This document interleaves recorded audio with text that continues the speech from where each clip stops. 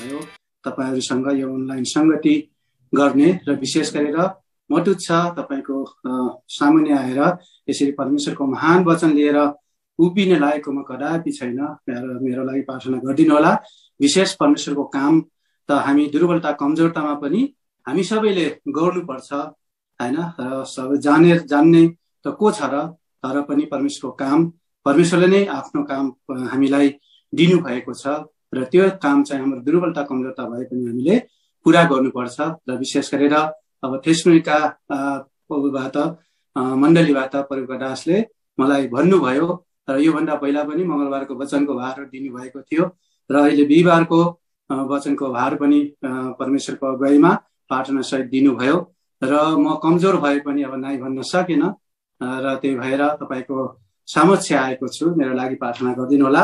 र विशेष गरेर आज बिहीबारको दिन जो कि हामीले चाहिँ बाइबल स्टडी भनेर भन्छौं अथवा सुसमाचार अथवा घरेलु सेवा भनेर चाहिँ हामी सारा विश्वभरि जो एलसीआई मण्डली भन्छौं या यो जीवित मण्डली या विश्वव्यापी मण्डलीको जो दर्शनमा सेवा गर्नुहुन्छ र यो सबै जग्गामा चाहिँ आज बिहीबारको दिन घरेलु कटेज मिटिङ हुन्छ। त्यो हामी सबैलाई थाहा भएकै कुरा हो र यसमा चाहिँ विशेष गरेर चाहिँ बाइबल स्टडी अथवा सुसमाचारको सेवाहरू हुन्छ र घर घरमा हैन यसको सेवाहरू राखिन्छ र त्यहाँ गएर चाहिँ हैन त्यहाँ घरमा कतिले विश्वास गरेको हुन्छन्, कसैले नगरेको हुन्छन्, छरछिमेकमा पनि कतिले चाहिँ विश्वास गर्नु भएको हुन्छ र कसैले गर्नु नगएको हुनुहुन्छ र उनीहरूलाई चाहिँ एउटा सुसमाचार सुनाउने र यो मौका हुन्छ हैन। त्यही भएर यो चाहिँ एउटा कटेज मिटिङ भनेर चाहिँ नामकरण गरिएको छ र विशेष गरेर सुसमाचार भन्ने बित्तिकै हामीले के सोच्छौं भन्दाखेरि जसले चाहिँ परमेश्वरको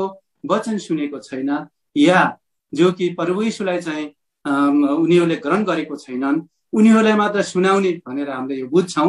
तर सुसमाचार भनेको त परमेश्वरको सबै वचन हो जो कि उत्पत्तिको पुस्तकदेखि लिएर प्रकाशित वाक्यसम्म प्रकाशितको पुस्तकसम्म जति 66वटा बुक छ यो सबै जतिमा लेखिएको छ यो सबै के हो त भन्दाखेरि सुसमाचार हो, असल समाचार हो हैन। त्यही भएर हो त्यसमा पनि एउटा क्याटेगोरी हुन्छ हैन जसले चाहिँ प्रभु येशूलाई चाहिँ चिनेको छैनन् उनीहरूलाई चाहिँ बेसिक तरिकाले प्रभु येशू को हुनुहुन्छ भनेर चाहिँ हामीले सुसमाचार भन्नुपर्छ हैन। त्यसपछि भर्खर नयाँ ग्रहण गरेकोलाई कसरी हामीले सुसमाचार सुनाउने हैन। उनीहरूले चाहिँ एउटा दुध पिइरहेको अवस्थामा हुन्छन् र उनीहरूलाई चाहिँ एउटा बेसिक तरिकाले चाहिँ हामीले सुसमाचार सुनाउँछौं।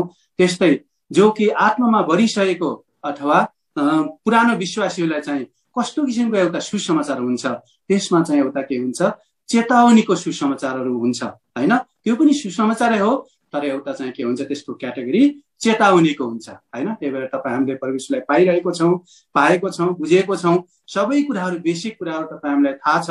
अब हामीलाई के थाहा हुनुपर्छ त भने एउटा चेतावनीको वचनद्वारा हैन मण्डलीमा चाहिँ चेतावनी हैन तपाईँ हाम्रो व्यक्तिगत जीवनमा चाहिँ चेतावनीको वचनहरू चाहिँ एकदम जरुरी छ। विशेष गरेर अहिलेको अवस्थामा चाहिँ एकदमै जरुरी छ जो चाहिँ सुसमाचार हो हुन त सुसमाचारै हो तर चेतावनीको सुसमाचार चाहिँ एकदम जरुरी छ ताकि हामी मण्डलीमा चाहिँ कसरी चल्ने हैन अथवा हाम्रो व्यक्तिगत जीवनमा चाहिँ कसरी प्रभु येशूलाई चाहिँ त्यो बाटोमा प्रभु येशूको बाटोमा हामी कसरी हिँड्ने भन्ने कुरा त्यसले चाहिँ हामीलाई चाहिँ के गर्छ एकदम सही बाटोमा लैजानको लागि सहायता गर्छ हैन। त्यही भएर अहिले मण्डलीमा चाहिँ यो किसिमको चेतावनीको वचनहरू धेरै कमहरू भएको होला। मैले जो कि म विदेशबाट आएको नि कमसेकम 1.5 वर्ष 2 वर्ष हुन लाग्यो र मण्डलीको अवस्था नेपालको मण्डलीको अवस्था विदेशमा हैन जो कि पहिला कस्तो अवस्थामा थियो र अहिले कस्तो अवस्थामा छ त्यो हेर्दाखेरि धेरै नै एकदम दुःख लाग्छ हैन। पहिला कस्तो प्रेम थियो, कस्तो संगति थियो, कस्तो किसिमको एकदम आत्मिक जोश जागरहरू थियो तर अहिले चाहिँ समयको अन्तरालमा चाहिँ के भएछ आत्मिक पतन हैन। त्यही भएर यो एउटा के भन्छ एउटा हामीले पढ्दाखेरि पनि जो कि हामीले इकोनोमिक पढ्दाखेरि पनि एउटा हुन्छ उपयुक्त र ह्रासको नियम भनेर हामीले पढ्छौं हैन। जो कि एकदम पहिला चाहिँ एकदम खान मन लाग्छ त्यसपछि एउटा एक उच्च बिन्दुमा गइसकेपछि उसले चाहिँ त्यहाँदेखि उसको डाउन हुन्छ भन्ने कुरा त्यसले सिकाउँछ हैन। त्यस्तै चाहिँ अहिले पनि जो कि हामी अब 2 पुस्ता पनि लगभग भइ छैन होला हैन जो कि जीवित मण्डली जो कि नेपालमा आएको हैन अथवा हामीले चाहिँ परमेश्वरको सेवा गरेको, त्यो यस्तो अवस्थामा चाहिँ अब डाउनको क्रम अथवा आत्मिक पतनको क्रम तपाईँ हामीले देख्छौँ होइन। यो सबै भएको कारण के हो त भन्दा एउटा हामी चाहिँ आत्मिक रूपमा सेलाएको छौँ। हामीले चाहिँ मण्डलीको दर्शनलाई चाहिँ बिर्सेको अवस्थामा होइन। त्यही भएर नयाँ जेनेरेसनलाई जो कि अब पहिलो जेनेरेसन त अब लगभग परुमा सुनिसक्नुभयो, जसको असर चाहिँ अहिले चाहिँ मण्डलीमा चाहिँ देखा परिरहेको छ। आत्मिक के भएको छ, एकदम सेलावट भएको छ, न तितो न तातो न चिसोको अवस्थामा चाहिँ हामी भइरहेको अवस्था छौँ। त्यही भएर म जब प्रभुको दासले चाहिँ मलाई उहाँदेखि भन्नुभयो कि म थेसलोनिकेदेखि मण्डलीदेखि वचनको लागि मैले सोचेँ होइन। र मैले चाहिँ धेरै नै प्रार्थना गरिसकेपछि परमेश्वरले के भन्नु, के अगुवाई गर्नुभयो त भन्दा मण्डलीको अवस्थालाई हेरेर अहिलेको जति पनि दासहरू छन्, परमेश्वरको वचन दिने दासहरू छन्, उनीहरूले चाहिँ मण्डलीको अवस्थालाई हेरेर चाहिँ अहिले वचनहरू निकाल्न एकदम जरुरी छ होइन।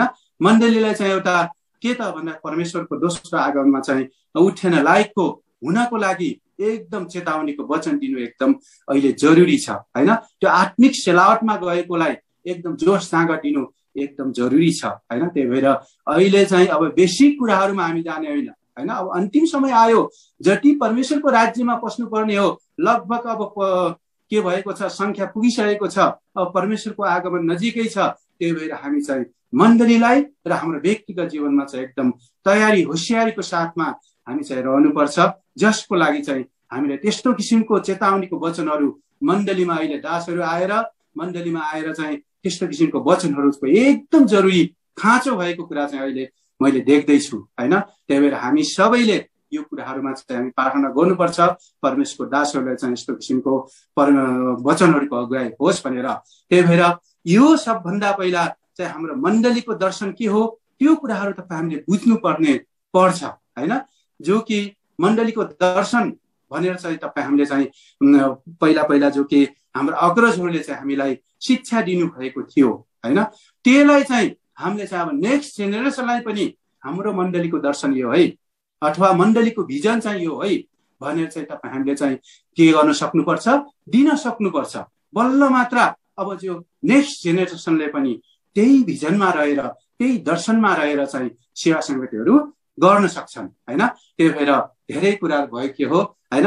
हामी चाहिँ अब परमेश्वरको वचनबाट नै हामीले हेर्छौँ।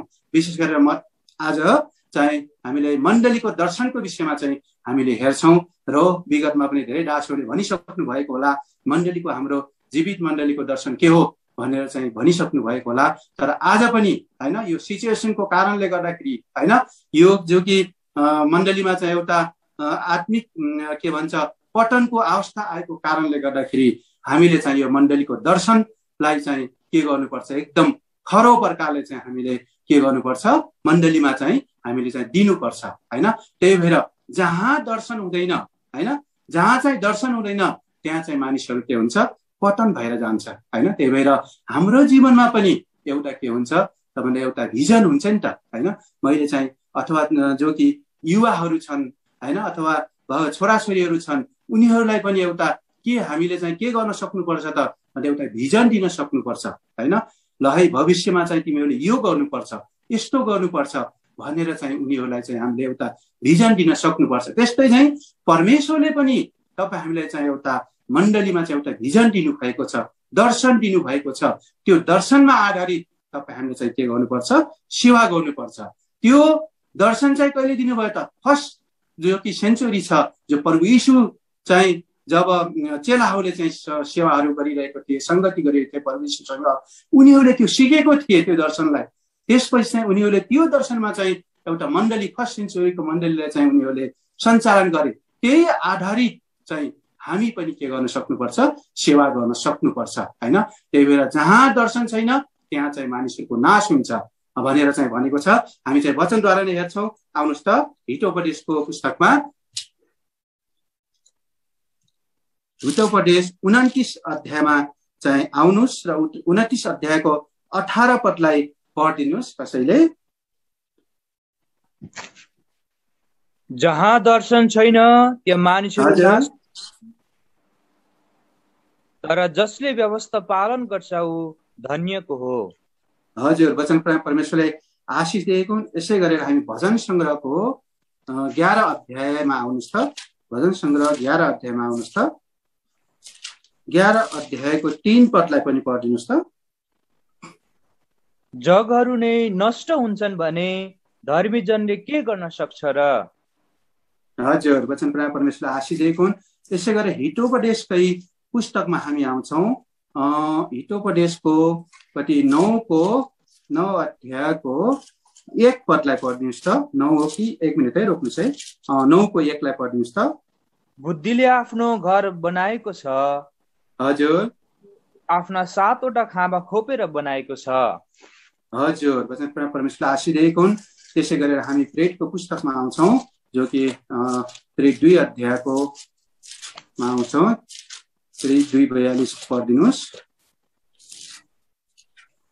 अनि तिमीहरू प्रेरितहरूका शिक्षामा, संगतिमा, रोटी बसाइमा र प्रार्थनाहरूमा दृढतापूर्वक लागिरहे। हुन्छ, वचन प्रायमा परमेश्वरले आशिष दिएको हुन्। हामी छौँ त प्रार्थना गर्छौँ। परमेश्वर पिता, स्वर्ग प्रबन्धक मालिक, हाम्रो उद्धारकर्ता, मुक्तिदाता, एकमात्र जीवित परमेश्वर, जसको सिंहासन स्वर्ग पृथ्वी पावडान हिजो आज र भोलि एक समान रहने महान परमेश्वरको चरणमा हामी सबै मिली आउँछौँ। तपाईँलाई धन्यवाद दिन्छौँ यो सुन्दर समयको लागि।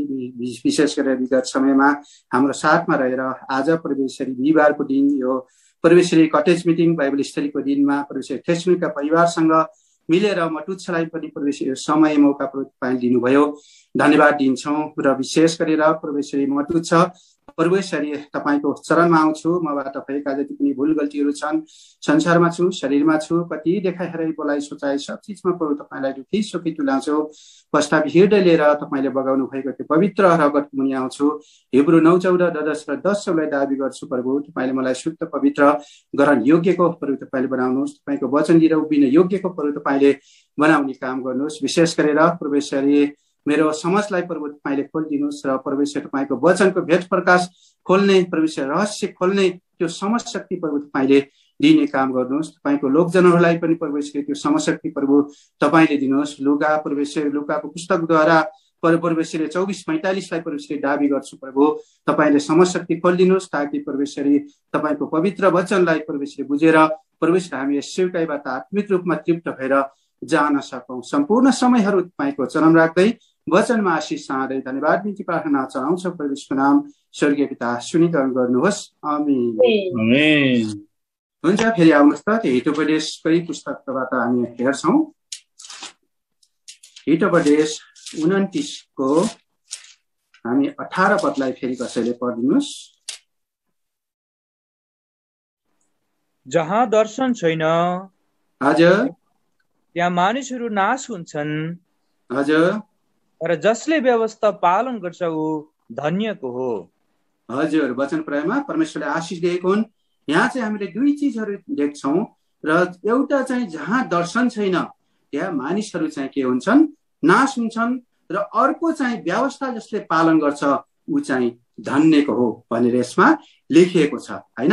अब दर्शनको विषयमा चाहिँ हामीले बात गर्नेछौँ पछि, र अब सबभन्दा पहिला चाहिँ व्यवस्थाको विषयमा चाहिँ हामीले केही कुराहरू हेर्छौँ। र व्यवस्था भनेको चाहिँ के हो भनेर चाहिँ हामीले जो कि पुरानो नियमलाई चाहिँ के भन्छौँ त, व्यवस्था भनेर भन्छौँ, हैन। त्यही भएर आजकलका जति नयाँ जेनेरेसनले चाहिँ यो कुराहरू हामीले गरेको कुराहरू देख्छौँ कि व्यवस्थामा हामीले सेवा गर्दैनौँ, हैन। हामी चाहिँ त नयाँ उसमा नियम अनुसार चाहिँ सेवा गर्छौँ भनेर चाहिँ हामीले भन्छौँ। हो, हामीले चाहिँ नयाँ जो कि जेनेरेसनमा अथवा नयाँ नियममा चाहिँ नयाँ नियम अनुसार चाहिँ हामीले सेवा गर्छौँ, तर व्यवस्था चाहिँ के हो त भन्दा पहिला आएको हो, हैन। त्यही भएर व्यवस्थालाई नै परिमार्जन गरेर चाहिँ प्रभु यीशुले चाहिँ के गर्नु भएको त भन्दा नयाँ नियम चाहिँ दिनुभएको हो, हैन। नयाँ नियम चाहिँ के हो, एउटा आत्मा र सत्यतामा चाहिँ तपाईँ हामीले सेवा गर्ने एउटा आधार हो भने व्यवस्था चाहिँ के हो, एउटा शारीरिक तरिकाले चाहिँ हामीले सेवा गर्ने जो कि प्रभु यीशुले चाहिँ परमेश्वरले चाहिँ जो कि उसलाई मसालाई चाहिँ दिनुभएको एउटा व्यवस्था हो, हैन। र त्यो व्यवस्था चाहिँ एउटा के हो, शरीर अनुसारको हो, शरीरको कानुन हो, हैन। त्यही भएर तपाईँ हाम्रो शरीर पनि एउटा पहिला हो, आत्माभन्दा पहिला के भयो त तपाईँ हामीले शरीर पायौँ नि त, हैन। त्यही भएर त्यो शरीरको लागि चाहिँ परमेश्वरले चाहिँ के गर्नुभयो, पहिला व्यवस्था दिनुभयो, हैन। र त्यो व्यवस्था अनुसार मानिसहरू जब चल्न सकेनन् हैन, अथवा शरीरको जो कि कानुन चाहिँ परमेश्वरले चाहिँ दिनुभयो, अब शरीरको कानुनलाई चाहिँ शरीरमा चाहिँ अब कानुन लगाएर चाहिँ यसलाई बसमा राखेर चाहिँ के गर्ने, आत्मानुसार हिँड्ने भन्ने तरिकाले चाहिँ के गर्नुभयो, परमेश्वरले चाहिँ व्यवस्था दिनुभयो हैन। व्यवस्था चाहिँ अब हामीले हेर्छौँ मोसालाई चाहिँ व्यवस्था पाएको प्रस्थान 20 अध्यायमा हामीले हेर्छौँ हैन। त्यसपछि यो पुरानो नियममा सबैमा चाहिँ व्यवस्था भनेर चाहिँ लेखिएको छ हैन। त्यही भएर यो व्यवस्था चाहिँ पहिला आएको हो र अहिले चाहिँ हामी चाहिँ नयाँ नियममा चाहिँ अथवा नयाँ करारको अनुसार चाहिँ तपाईँ हामीले सेवा गर्छौँ हैन। त्यही भएर व्यवस्थालाई पनि तपाईँ हामीले उत्तिकै महत्त्व दिनुपर्छ हैन। त्यही भएर नयाँलाई पनि अथवा नयाँ करारको सेवालाई पनि तपाईँ हामीले चाहिँ के गर्नुपर्छ, उत्तिकै हामीले चाहिँ के गर्नुपर्छ, प्रायोरिटी दिनुपर्छ। जबसम्म त्यो नयाँ नियमलाई चाहिँ हामीले पढ्दैनौँ अथवा नयाँ नियमबाट हामीले ज्ञान प्राप्त गर्दैनौँ अथवा नयाँ नियमलाई हामीले पालन गर्दैनौँ, हामीले चाहिँ नयाँ नियममा चाहिँ आएर त्यसलाई चाहिँ बुझ्न पनि सक्दैनौँ, तपाईँ हामीले चाहिँ पालन पनि गर्न सक्दैनौँ हैन। त्यही भएर व्यवस्था पनि तपाईँ हामीले चाहिँ एकदम हामीले चाहिँ पालन गरेको हुनुपर्छ हैन। त्यही भएर व्यवस्थालाई के प्रभु यीशु चाहिँ किन आउनुभयो त भन्दा प्रभु यीशु चाहिँ संसारमा व्यवस्थालाई चाहिँ रद्द गर्नको लागि होइन हैन, व्यवस्थालाई चाहिँ पुरा गर्नको लागि प्रभु यीशु चाहिँ संसारमा आउनुभयो हैन। मानिस जातिले चाहिँ व्यवस्थालाई पुरा गर्न सकेन हैन, अथवा त्यो कानुनलाई चाहिँ पालन गर्न सकेन। अब प्रभु यीशु आएर चाहिँ त्यो व्यवस्थालाई चाहिँ पुरा गरिदिनु भयो र व्यवस्थालाई चाहिँ पुरा गरिसकेपछि, रद्द होइन कि पुरा गरिदिनु भयो र त्यो पुरा गरिसकेपछि उहाँले चाहिँ के गर्नुभयो त, एउटा नयाँ नियमको सेवा चाहिँ उहाँले पुरा गर्नु हामीलाई दिनुभयो हैन। त्यही भएर तपाईँ हामीले चाहिँ के गर्छौँ त भन्दा यो नयाँ व्यवस्था चाहिँ प्रभु यीशुले चाहिँ पुरा गरिदिनको लागि आउनु भएको। आउनुहोस् त मत्तीको पुस्तक 5को 17 पदलाई चाहिँ हामीले हेर्छौँ। मत्तीको पुस्तकमा आउनुहोस् 5को 17 पदलाई।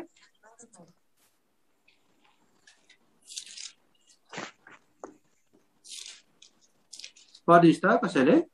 म चाहिँ व्यवस्था अथवा भविष्य वक्तालाई रद्द गर्न आएको हुँ भन्ने नसम्झ। हजुर, म रद्द गर्न होइन, हजुर, पुरा गर्न आएको हुँ। हजुर, प्रभु यीशु चाहिँ व्यवस्थालाई चाहिँ रद्द गर्नको लागि आएको होइन, प्रभु यीशु चाहिँ के को लागि आउनु भएको त, पुरा गर्नको लागि आउनु भएको हैन। त्यही भएर तपाईँ हामीले पनि व्यवस्थालाई चाहिँ रद्द गर्न सक्दैनौँ, व्यवस्थालाई चाहिँ तपाईँ हामीले चाहिँ के गर्नुपर्छ, पुरा गर्नुपर्छ। पुरा कसरी त भन्दा नयाँ नियम अनुसार अथवा नयाँ करारको सेवा अनुसार तपाईँ हामीले पुरा गर्नुपर्छ।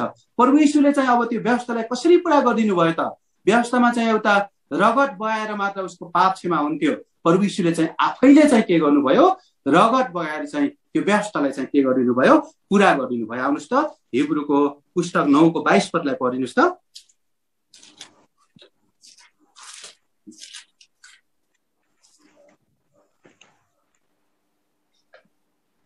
अब अनि व्यवस्था अनुसार प्राय सबै कुराहरू रगतद्वारा शुद्ध पारिन्छन्। हजुर, अनि रगत नबगाइकन पाप क्षमा हुँदैन। हजुर, हेर्नुहोस् त व्यवस्था अनुसार सबै कुराहरू केबाट हुन्थ्यो, रगतद्वारा चाहिँ शुद्ध हुन्थ्यो हैन। रगत नबगाइकन पाप क्षमा हुने थिएन हैन। त्यही भएर प्रभु यीशुले चाहिँ के गर्नुभयो रे, आफ्नो रगत बगाउनु भयो र छुटकारा दिनुभयो भने यसैको 12 पदलाई पढिदिनुहोस् त। न त बोका र बाछाहरूको रगतद्वारा, तर उहाँको आफ्नै रगतद्वारा उहाँ पवित्र स्थानभित्र एकैचोटि पस्नुभयो, अनन्त छुटकारा प्राप्त गर्नुभयो। हजुर, वचन प्रेममा परमेश्वरले आशीष दिएको हुन्। प्रभु यीशु पनि संसारमा आएर चाहिँ व्यवस्थालाई चाहिँ यसरी के गर्नुभएको रहेछ, पुरा गर्नुभएको रहेछ हैन। र व्यवस्था चाहिँ के हो त, जब तपाईँ हामीले विश्वास गर्छौँ, आत्मा र सत्यतामा विश्वास गर्छौँ भने प्रभु यीशु चाहिँ के हो त, व्यवस्थाको अन्त हो भनेर भन्छ। रोमीको पुस्तकमा आउनुहोस् त, रोमी 10को 4 लाई पढिदिनुहोस् त।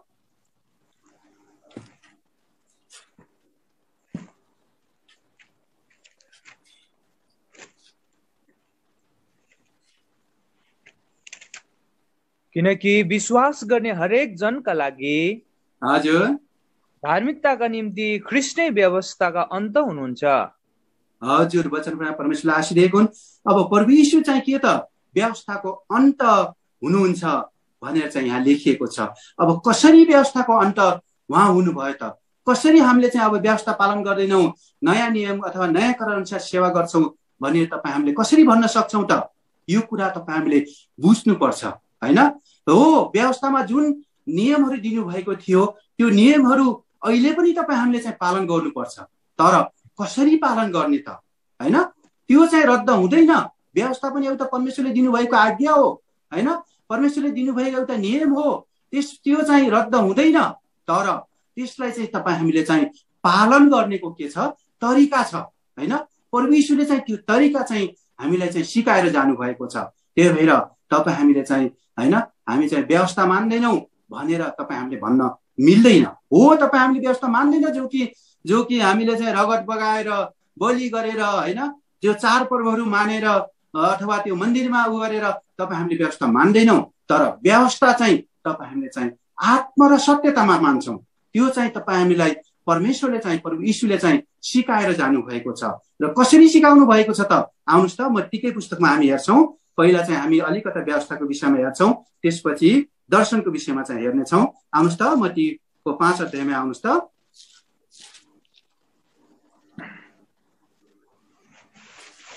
मत्ती 5 को तपाईँ पढ्ने 27 पदलाई पढ्नुहोस् त। तिमीहरूले सुनेका छौ, हजुर, पुराना समयकाहरूलाई यो भनिएको थियो, तिमीले व्यभिचार नगर।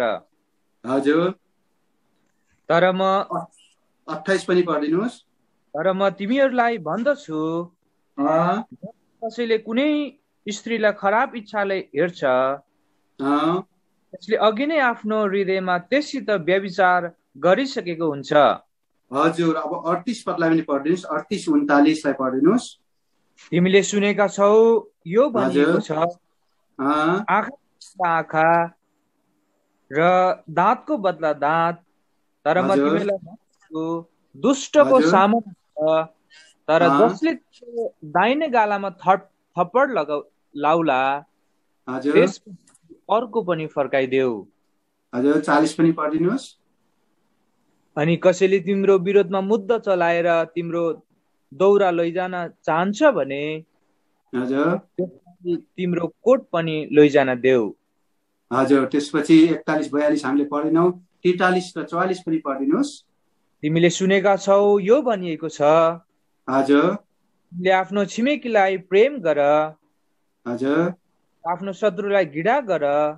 हजुर, तर म तिमीहरूलाई भन्दछु, हजुर, शत्रुहरूलाई प्रेम गर, तिमीहरूलाई श्राप दिनेहरूलाई आशीर्वाद देऊ, हजुर, तिमीलाई घृणा गर्नेहरूको भलाइ गर, हजुर, तिमीहरूको बदनामी गर्ने र तिमीहरूलाई सताउनेहरूका निम्ति प्रार्थना गर।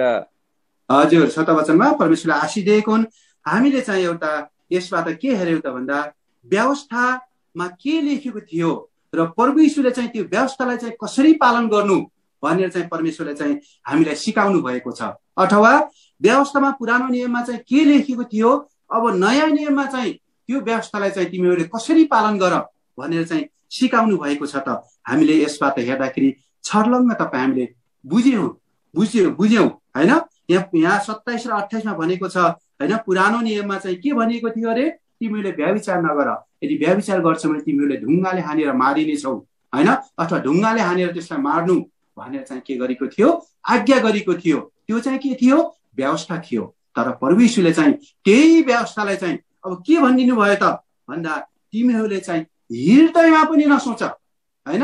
अब चाहिँ के आयो त, आत्मा र सत्यताको कुरा आयो। आत्माको कुरा र सत्यताको कुरा आयो, होइन?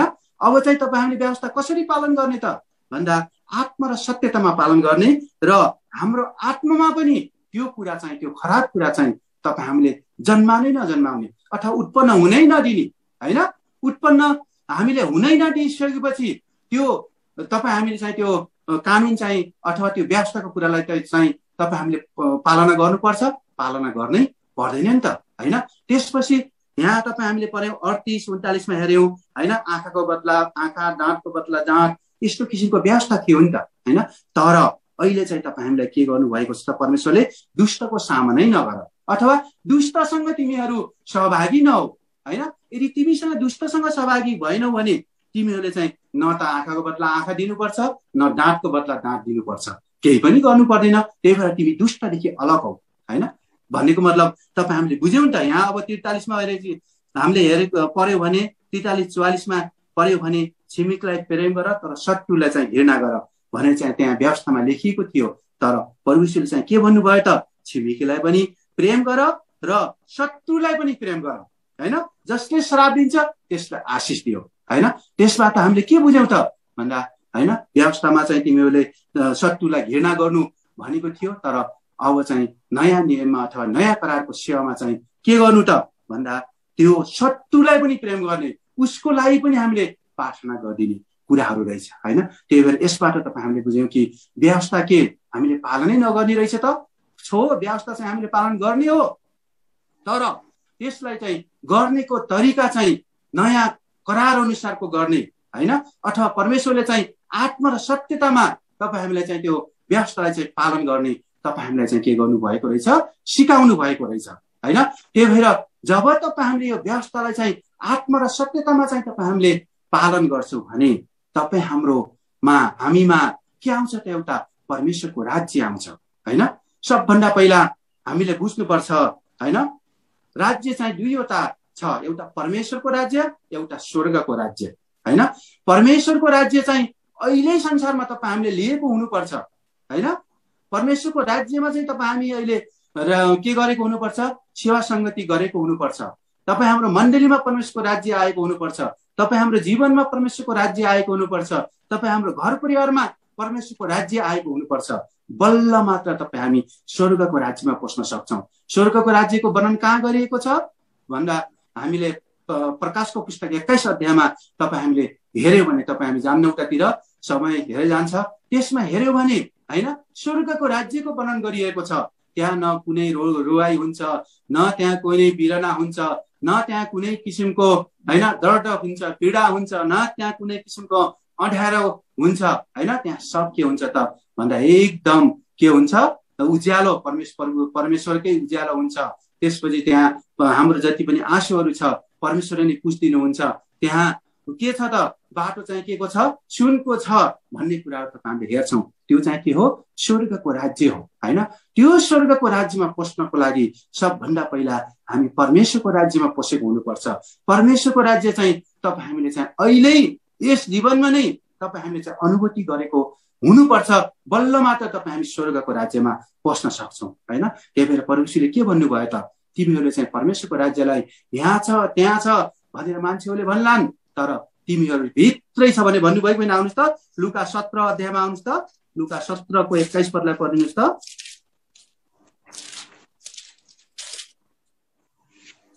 आउनुभयो?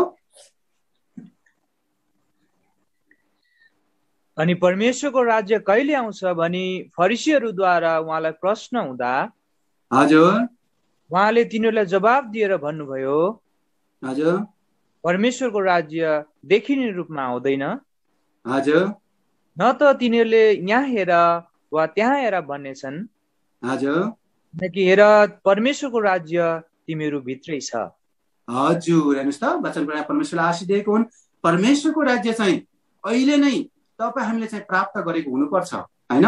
मण्डलीमा, परिवारमा, हाम्रो व्यक्तिगत जीवनमा चाहिँ परमेश्वरको राज्यलाई चाहिँ हामीले प्राप्त गरेको हुनुपर्छ, बल्ल मात्र तपाईँ हामी चाहिँ स्वर्गको राज्यमा जान सक्छौँ। त्यो परमेश्वरको राज्य के हो त भन्दा तपाईँ हामीले चाहिँ रोमी 14को 17 पदलाई पढ्यो भने खानु र पिउनु होइन, तर चाहिँ त्यसमा के रहेछ त, प्रेम, आनन्द, शान्ति, यो चिजहरू रहेछ। पढ्नुहोस् त त्यसलाई, 14को 17 पदलाई। कि परमेश्वरको राज्य खानु पिउनु होइन, हजुर, तर पवित्र आत्मामा धार्मिकता, मेलमिलाप र आनन्द हो। हजुर यो सबै के हुन् त, आत्माको फल हुन्। तपाईँ हामीले पढ्यो भने गलातीको पुस्तकमा हामीले पढ्यो भने चाहिँ के हुन्छ त, त्यहाँ चाहिँ आत्माको फलहरू तपाईँ हामीले हेर्छौँ होइन। त्यही भएर परमेश्वरको राज्य भनेको चाहिँ होइन पवित्र आत्मामा धार्मिकता, मेलमिलाप र आनन्द हो। यो चाहिँ के त, अब चाहिँ तपाईँ हाम्रो मण्डलीमा भएको हुनुपर्छ, तपाईँ हाम्रो परिवारमा भएको हुनुपर्छ, तपाईँ हाम्रो व्यक्तिगत जीवनमा यी चिजहरू प्राप्त गरेको हुनुपर्छ। बल्ल मात्र तपाईँ हामीले के गर्छौँ त परमेश्वरको राज्यको अनुभूति गर्न सक्छौँ। र त्यो परमेश्वरको राज्यमा तपाईँ हामी पस्छौँ र पसिसकेपछि बल्ल मात्र तपाईँ हामी चाहिँ केमा पस्न सक्छौँ त त्यो स्वर्गको राज्यमा पस्न सक्छौँ होइन। त्यही भएर परमेश्वरले पावल पेट्रोले के भनेको छ त, के भने कोरिन्थीको मण्डलीलाई के भनेको छ त भन्दा तिमीहरू नै हौ परमेश्वरको मन्दिर होइन, पवित्र आत्मा तिमीहरूभित्र छ भनेर भनिन्छ। आउनुहोस् त गलातीको पुस्तकमा, पहिलो कोरिन्थी 3:3 आउनुहोस् त, 3 अध्यायको 16 र 17 पदलाई पढिदिनुहोस् त। तिमीहरू परमेश्वरका मन्दिर हौ, हजुर, परमेश्वरको आत्मा तिमीहरूभित्र वास गर्नुहुन्छ। हजुर, के यो कुरा तिमीहरूलाई थाहा छैन? हजुर, 17 पनि पढिदिनुहोस्। कसैले परमेश्वरको मन्दिर नष्ट गर्दछ भने हजुर, उसलाई परमेश्वरले नष्ट गर्नुहुनेछ। हजुर, किनभने परमेश्वरको मन्दिर पवित्र हुन्छ र जुन मन्दिर चाहिँ तिमीहरू हौ। हजुर, वचन पढाइ परमेश्वरले आशिदिएको हुन्। त्यो मन्दिर चाहिँ को रहेछौँ त तपाईँ हामी रहेछौँ। किन त परमेश्वर, किन भन्दा परमेश्वरको आत्मा चाहिँ तपाईँ हामीभित्र आउनु भएको रहेछ होइन। परमेश्वरको बास चाहिँ त्यो मन्दिरमा होइन, जो कि सुलेमानले बनाएको मन्दिरमा होइन, तर अब चाहिँ नयाँ नियममा चाहिँ तपाईँ हाम्रो भित्र आत्मामा चाहिँ परमेश्वर चाहिँ बास गर्नुहुने रहेछ। के को रूपमा? पवित्र आत्माको रूपमा होइन।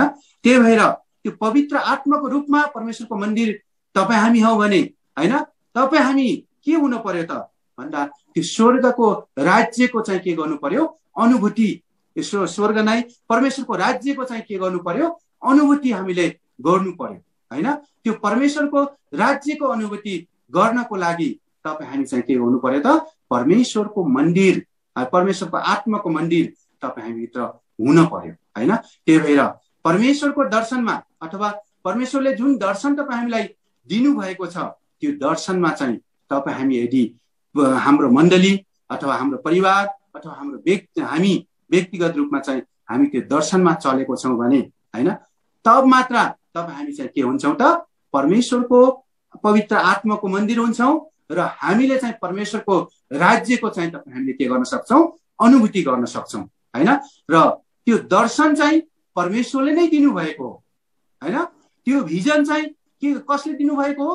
परमेश्वरले नै तपाईँ हामीले चाहिँ दिनुभएको हो होइन। त्यही भएर त्यो परमेश्वरको दर्शन तपाईँ हामीले बुझ्नुपर्छ होइन।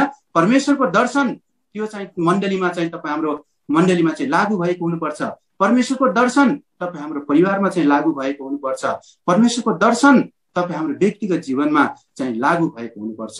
बल्ल मात्र तपाईँ हामीले चाहिँ के गर्न सक्छौँ त परमेश्वरको राज्यको अनुभूति गर्न सक्छौँ होइन। अहिले नै र परमेश्वरको राज्यको अनुभूति अहिले गर्छौँ, त्यसपछि चाहिँ बल्ल मात्र हामी चाहिँ कहाँ पस्न सक्छौँ स्वर्गको राज्यमा चाहिँ तपाईँ हामी पस्न सक्छौँ होइन। त्यही भएर त्यो दर्शनको विषयमा चाहिँ तपाईँ हामी चाहिँ एकदम होसियार हुनु परेको छ होइन। त्यो दर्शनमा चाहिँ हामीले पालन गर्नु परेको छ। तपाईँ हामी चाहिँ त्यो दर्शनमा चाहिँ हिँड्नु परेको छ होइन। जसरी त्यो पावलले पनि पहिला साउल हुँदाखेरि के गरेको थियो त मण्डलीलाई सताएको थियो होइन। मण्डलीले चाहिँ के गरेको थियो उसले तहस नहस पारेको थियो होइन। जसको कारणले चाहिँ प्रभु यीशुले चाहिँ उसलाई चाहिँ के गर्नुभयो त दर्शन दिनुभयो। सुन्नु भएको छ? यहाँ लाइट गयो, सुन्नु भएको छ? सुनिरहेछ बडा। हेलो, हजुर, यहाँ लाइट गयो भने फेरि 1-2 मिनट जति हुन्छ, किन भन्दा नेट जान्छ कनेक्सन हुनको लागि। त्यही भएर सुन्नुभएको समय ठिक छ होइन।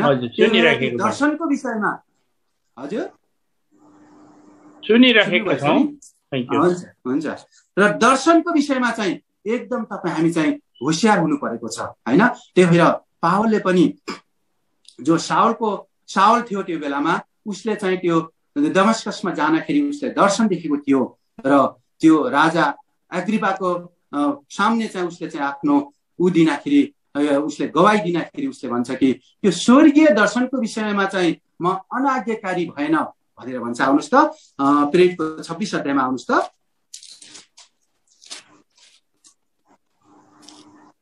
प्रेरित 26 को तपाईँ पढिनुहोस्, 19 पदलाई पढिदिनुहोस् त। यसकारण हे राजा अग्रिपा, त्यस स्वर्गीय दर्शनप्रति म अनज्ञकारी भइन। हजुर, हेर्नुहोस् त उसले के दर्शन देखेको थियो त, त्यो तपाईँ हामीले चाहिँ पढ्न सक्छौँ 26मा, होइन? समय छैन त्यसको वर्णन गर्नको लागि। र उसले चाहिँ त्यो परमेश्वरको जो कि ज्योतिको दर्शन देखेको थियो, ऊ अन्धा भएको थियो, 3 दिनसम्म अन्धा भयो, यो कुराहरू तपाईँ हामीले पढ्छौँ। र त्यो दर्शनको विषयमा चाहिँ ऊ अनाज्ञाकारी भएन। जुन दर्शन चाहिँ उसले देख्यो, परमेश्वरले चाहिँ के भन्नुभयो त भन्दा, तिमी चाहिँ के हो त, के किन तिमीले मलाई सताउँछौ, तिम्रो आफ्नै जातिको म पठाउँछु भने 17 पदमा 26को 17 पद पढ्दाखेरि तपाईँ हामीले हेर्छौँ, 17 पदमा अथवा तपाईँ 14 पदमा 15 पदमा हेर्दाखेरि हामी हेर्छौँ त्यहाँ परमेश्वर चाहिँ बोल्नु भएको, होइन? उसँग जो कि सावलसँग, त्यो बेला सावल थियो, त्योसँग उसँग चाहिँ बोलेको कुराहरू तपाईँ हामीले हेर्छौँ। र उसले चाहिँ त्यो दर्शन देखेको थियो, होइन? अब तिमी चाहिँ मेरो काम गर्नुपर्छ भनेर चाहिँ उसलाई चाहिँ के गरेको थियो, दर्शन चाहिँ परमेश्वरले चाहिँ दिनुभएको थियो। र त्यो दर्शनप्रति म अनाज्ञाकारी भएन भनेर चाहिँ उसले भन्दैछ, होइन? त्यही भएर तपाईँ हामीले पनि परमेश्वरको दर्शन, होइन, पाएको छौँ। कहाँबाट पाएको छौँ त भन्दा परमेश्वरको यो पुस्तकद्वारा, बाइबलद्वारा पाएको छौँ। अब अहिलेको अवस्थामा चाहिँ परमेश्वरले चाहिँ जसरी त्यो पहिलाको भविष्यवक्ताहरूलाई दर्शन दिनुभयो, त्यस्तो किसिमको दर्शन अहिले चाहिँ परमेश्वरले चाहिँ दिनुहुन्न। किन भन्दाखेरि परमेश्वरले जति किसिमको जति दर्शन दिनुपर्ने थियो अथवा जति परमेश्वरको वचन चाहिँ दिनुपर्ने थियो,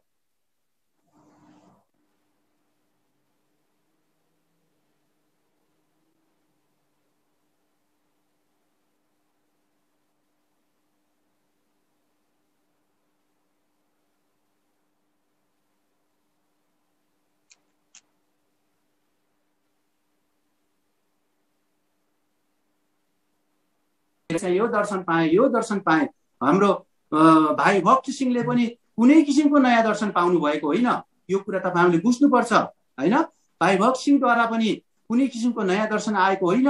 उही पुरानै दर्शन हो जो कि पहिलो शताब्दीमा, होइन, जो कि चेलाहरूले चाहिँ मण्डली स्थापना गरेको थिए, सङ्गति गरेको थिए, जुन दर्शन उनीहरूले पाएको थिए, त्यही दर्शनमा आधारित ल है यस्तो गर्नुपर्छ है भनेर मात्र भाइ भक्त सिंहले चाहिँ के गर्नुभएको हो, एउटा तपाईँ हामीलाई चाहिँ एउटा शिक्षा दिनुभएको, यो बाइबलैद्वारा, होइन? त्यही भएर हामीले भाइ भक्त सिंहको दर्शन भन्छौँ, यो दर्शन होइन, होइन? दर्शन चाहिँ पहिल्यै दिइसके, होइन? परमेश्वरले चाहिँ दिइसक्नु भयो, होइन? जो कि अन्तिम पुस्तक, प्रकाशको पुस्तक लेख्दा यूहन्नालाई चाहिँ त्यो पत्मसको टापुमा जब यूहन्ना चाहिँ गयो, होइन, त्यहाँ उहाँलाई चाहिँ लास्टमा चाहिँ के गरे त, दर्शन दिएर चाहिँ यो प्रकाशको पुस्तक चाहिँ कम्प्लिट गरेर चाहिँ पुरा 66 पुस्तक चाहिँ कम्प्लिट गरेर चाहिँ तपाईँ हामीलाई दिनुभएको छ, होइन? त्यही भएर यो दर्शन चाहिँ स्वर्गीय दर्शन हो, होइन?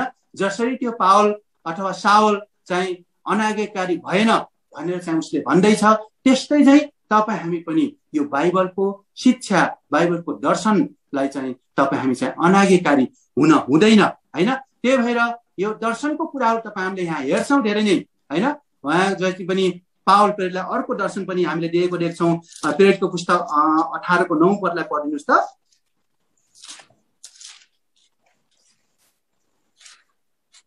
तब दर्शनद्वारा प्रभु पावलसँग बोल्नुभयो, हजुर, न डराऊ, हजुर, र बोल्दै जाऊ र चुप नलाग।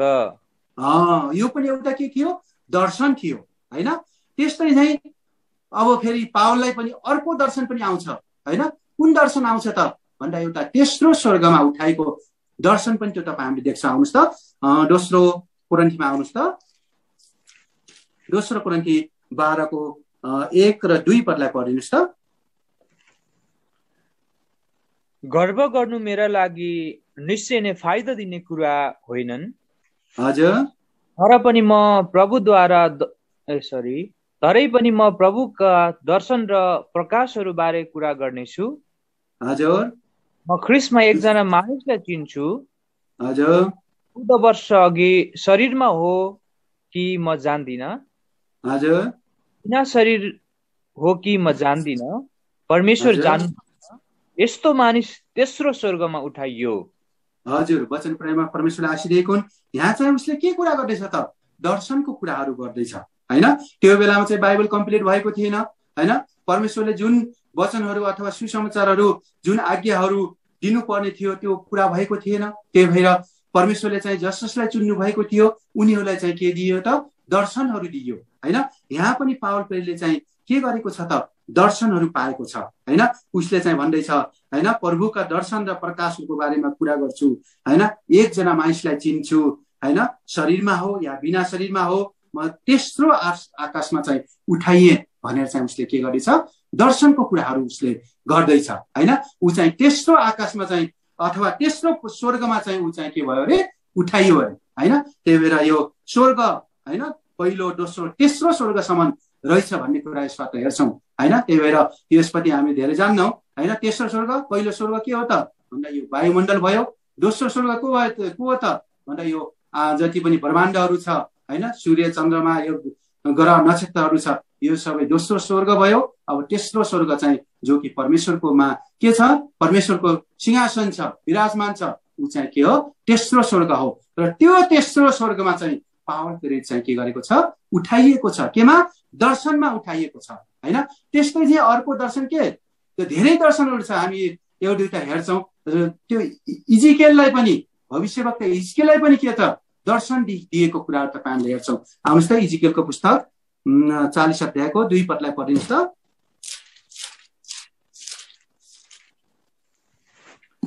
परमेश्वरका दर्शनहरूमा हजुर मलाई इजरायल देशमा ल्याउनु भयो।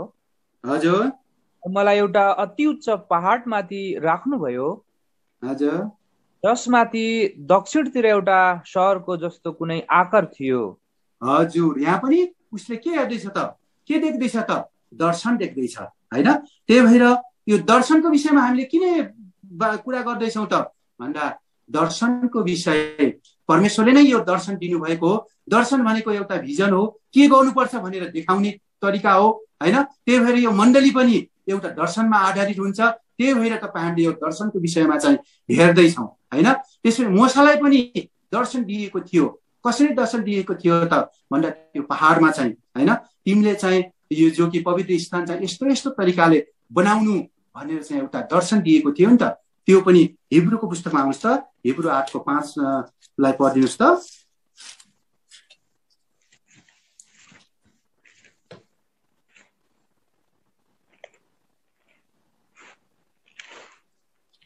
तिनीहरूले स्वर्गका चिजहरूका नमुना हजुर र छायाको सेवा गर्दछन्।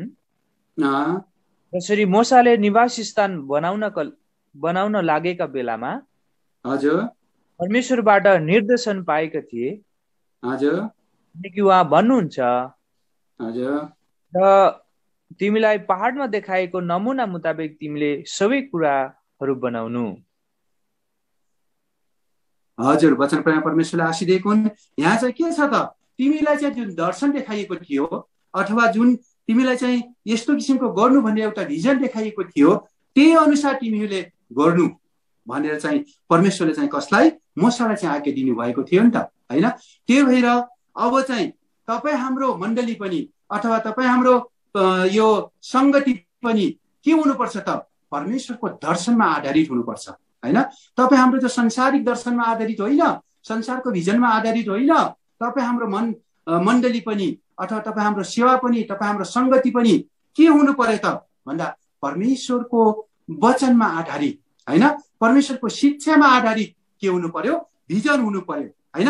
त्यही भएर पवित्र आत्मामा आधारित हुनु पर्यो होइन। त्यो संसारको उसमा होइन होइन, संसारको रीतिथितिहरू धर्म कर्ममा आधारित होइन होइन। त्यही भएर यो वचन पनि परमेश्वरले चाहिँ केमा त भन्दा एउटा दर्शनद्वारा, प्रेरणाद्वारा दिनुभएको हो होइन। यो चाहिँ कुनै पनि संसारको स्थिति देखेर, संसारको जति पनि के भन्छ यो अवस्थालाई हेरेर यो कथिएको होइन, बाइबल होइन होइन, बाइबलको वचन होइन। यो चाहिँ यो पनि एउटा दर्शनद्वारा, प्रेरणाद्वारा होइन, प्रेरणाद्वारा भनेर भन्छ। आउनुहोस् त दोस्रो पत्रुस 1 अध्यायमा 1 अध्यायको 20 र 21 पदलाई पढिदिनुहोस् त।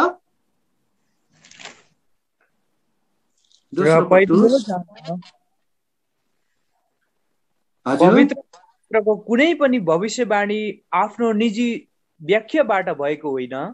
हजुर किनकि कुनै पनि समयमा भविष्यवाणी मानिसको इच्छाद्वारा आएन, हजुर तर परमेश्वरका पवित्र जनहरू पवित्र आत्माद्वारा प्रेरणा पाएर बोले। हजुर हेर्नुहोस् त, यो सबै वचनहरू परमेश्वरको दर्शनद्वारा लेखिएको अथवा पवित्र आत्माद्वारा प्रेरणा पाएर चाहिँ लेखिएको होइन। त्यही भएर तपाईँ हाम्रो मण्डली पनि होइन, तपाईँ हाम्रो जीवन आत्मिक जीवन पनि होइन के हुनु पर्छ त, संसारिक बुद्धिमा होइन, संसारिक ज्ञानमा होइन होइन, तपाईँ हाम्रो केमा हुनुपर्छ, परमेश्वरको सामर्थ्यमा हुनुपर्छ भनेर भन्छ। आउनुहोस् त पहिलो कोरिन्थी 2 अध्यायमा होला, पढ्नुहोस् त एक मिनट। पहिलो कोरिन्थी 2 को 5 पद रहेछ, पढ्नुहोस् त। किनकि हरेक कुरामा तिमीहरू उहाँद्वारा धनवान बनाएका छौ। होइन, पहिलो कोरिन्थी 2 को 5 पदलाई पढ्नुहोस् त।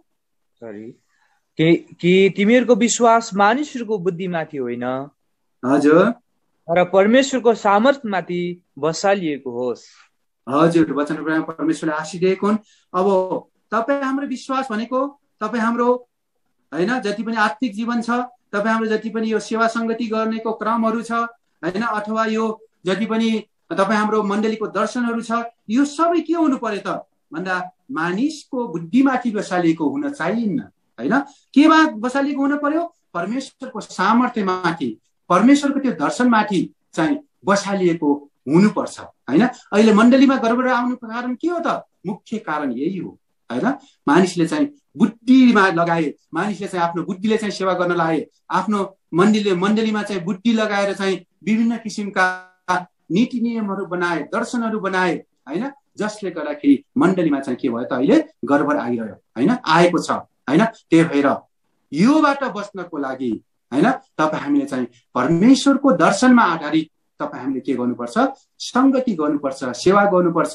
तपाईँ हाम्रो मण्डली पनि परमेश्वरको दर्शनमा आधारित हुनुपर्छ होइन। त्यही भएर तपाईँ हामीले सधैँ भन्छौँ हाम्रो चाहिँ के मण्डली चाहिँ के त भन्दा प्रेरित 2:42 अनुसारको मण्डली हो भनेर तपाईँ हामीले हेर्छौँ होइन। त्यही भएर प्रेरित 2:42 अनुसार अरू साथमा तपाईँ हामीले हेऱ्यौँ त होइन, केमा हेऱ्यौँ त भन्दा हितोपदेशको पढ्नुहोस् त, हितोपदेश अघि हामीले पढ्यौँ 9 को 1 पदलाई पढ्नुहोस् त।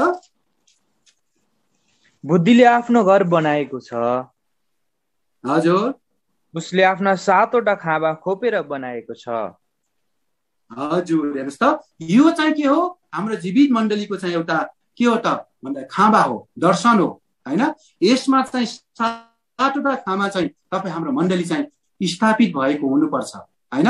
र त्यसको विषयमा चाहिँ तपाईँ हामीले चाहिँ हेर्छौँ होइन। त्यसमा चाहिँ सबभन्दा पहिला त तपाईँ हामीले हेर्छौँ कि प्रेरित 2:42 अनुसारको हाम्रो मण्डली हो भनेर तपाईँ हामीले हेर्छौँ। त्यसमा चाहिँ 4वटा चिजहरू लेखिएको छ। आउनुहोस् त, प्रेरित 2:42 मा 4वटा चिजहरू जो कि 4वटा लङ्गर भनेर चाहिँ तपाईँ हामीले हेर्छौँ, बुझ्छौँ। पढ्नुहोस् त 2:42 मा। अनि तिनीहरू प्रेरितहरूका शिक्षामा, हजुर, सङ्गतिमा, हजुर, रोटी बचाइमा, हजुर, र प्रार्थनाहरूमा दृढतापूर्वक लागिरहे। हजुर हेर्नुहोस् त, यहाँ तपाईँ हामीले 4वटा चिज हेर्छौँ जो कि 7वटा खामामा चाहिँ तपाईँ हाम्रो मण्डली बसालिएको छ। र त्यसमै चाहिँ हामीले चाहिँ यसमा 4वटा चिजहरू हेर्छौँ जो चाहिँ 4वटा लङ्गर हो होइन। यसमा लेखिएको छ प्रेरितको शिक्षामा, सङ्गतिमा, रोटी बचाइ र प्रार्थनामा चाहिँ दृढतापूर्वक लागिरहे होइन। यो चाहिँ के हो, एउटा मण्डलीको जग हो होइन। यसमा आधारित तपाईँ हाम्रो मण्डली हुनुपर्छ, यसमा आधारित तपाईँ हाम्रो शिक्षा हुनुपर्छ, यसमा आधारित तपाईँ हाम्रो आत्मिक जीवन हुनुपर्छ होइन। हामीले चाहिँ छोटो समयमा एक एक गरेर तपाईँ हामीले हेर्छौँ। सबभन्दा पहिला प्रेरितको शिक्षा भनेर त्यहाँ लेखिएको छ होइन। अब तपाईँ हाम्रो मण्डली चाहिँ प्रेरितको शिक्षामा आधारित भएको हुनुपर्छ। प्रेरितहरू को हुन् त, प्रेरितहरू तिनीहरू हुन् जसले चाहिँ परमेश्वरले चाहिँ चुन्नु भयो होइन। उहाँको सेवकाईको बेलामा होइन उनीहरू चाहिँ चुन्नु भयो, तिनीहरू प्रेरित हुन्। त्यसपछि चाहिँ उहाँले चाहिँ जो पावललाई पनि होइन, जो कि साउल थियो पहिला, उसलाई पनि आफ्नो सेवामा बोलाउनु भयो, ऊ पनि के हो त, प्रेरित हो होइन। त्यस भएर चुनिएको, परमेश्वरबाट चुनिएको। पढ्नुहोस् त लुकाको पुस्तक 6 अध्यायको 12 र 13 पदलाई पढ्नुहोस् त।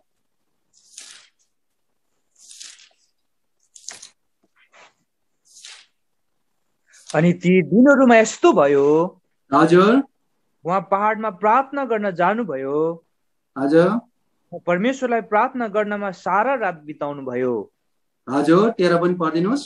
अनि जब दिन भयो तब उहाँले आफ्ना चेलाहरूलाई आफू कहाँ बोलाउनु भयो।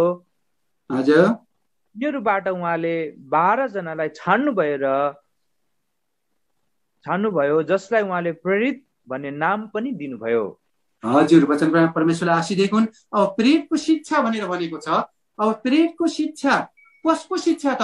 प्रेरितको शिक्षा प्रेरित को त भन्दा परमेश्वरले चाहिँ चुन्नु भएको जति पनि परमेश्वरको जनहरू छन् उनीहरूको शिक्षामा, जसले चाहिँ यो जो कि तपाईँ हामीलाई चाहिँ यो पुस्तकहरू लेख्नुभयो होइन, पुस्तकहरू परमेश्वरको वचनलाई एउटा पुस्तकको लेखाइद्वारा उहाँले चाहिँ दिनुभयो, तिनीहरूको शिक्षालाई चाहिँ तपाईँ हामीले मान्नुपर्छ होइन। प्रेरितको शिक्षामा आधारित भएको हुनुपर्छ। कुनै पनि मानिसको शिक्षामा आधारित तपाईँ हाम्रो मण्डली भएको हुन चाहिन्न। कुनै पनि मान्छेको शिक्षामा आधारित अथवा मान्छेको दर्शनमा आधारित तपाईँ हाम्रो आत्मिक जीवन भएको हुन चाहिन्न। केमा आधारित हुनुपर्छ त? प्रेरितको शिक्षामा होइन। प्रेरितको शिक्षा को हो? के हो? परमेश्वरको वचन हो। परमेश्वरको वचन कुन हो? बाइबल हो। यसमा आधारित चाहिँ के हुनु पर्यो? तपाईँ हाम्रो मण्डली हुन पर्यो होइन। त्यही भएर प्रेरितको शिक्षालाई चाहिँ के को हुन पर्यो होइन। परमेश्वरको वचनमा जे चिजहरू छ त्यस चिज मात्र फलो गर्ने होइन, अथवा त्यसमा मात्र तपाईँ त्यस्तै प्रकारले तपाईँ हामीले सेवा गर्ने, त्यस्तो किसिमको तपाईँ हाम्रो चाहिँ के हुनु पर्यो? शिक्षा हुनु पर्यो होइन। अहिलेको अवस्थामा चाहिँ शैतानले चाहिँ के गरेको छ? धेरै नै यो शिक्षामा चाहिँ एकदमै गडबडहरू ल्याइरहेको छ। उसले चाहिँ के गरेको छ? एकदम मिलावट गरिरहेको अवस्था छ। परमेश्वरको वचनलाई चाहिँ एकदम के गरेको छ?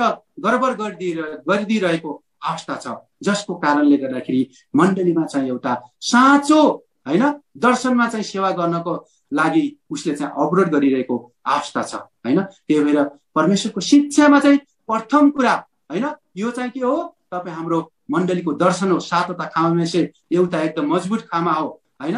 कुन त? यो प्रेरितको शिक्षा। तपाईँ हाम्रो मण्डली, तपाईँ हाम्रो आत्मिक जीवन प्रेरितको शिक्षामा आधारित हुनुपर्छ। यसमा कुनै पनि मिलावट, कुनै पनि होइन जो कि थप घर यसमा बिल्कुलै हुन चाहिन्न। चोखो किसिमको हुनुपर्छ होइन। शिक्षामा चाहिँ तिमी चोखो हो भनेर भन्छ। आउनुहोस् त तीतसको पुस्तक, तीतस 2:7 पढिदिनुहोस् त।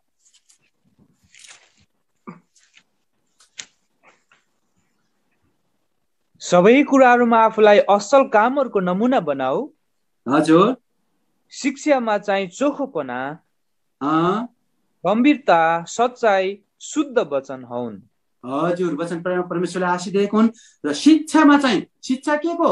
प्रेरितको शिक्षामा होइन, अथवा परमेश्वरको वचनमा चाहिँ हाम्रो के हुनु पर्यो त? एकदम चोखोपन हुनु पर्यो होइन।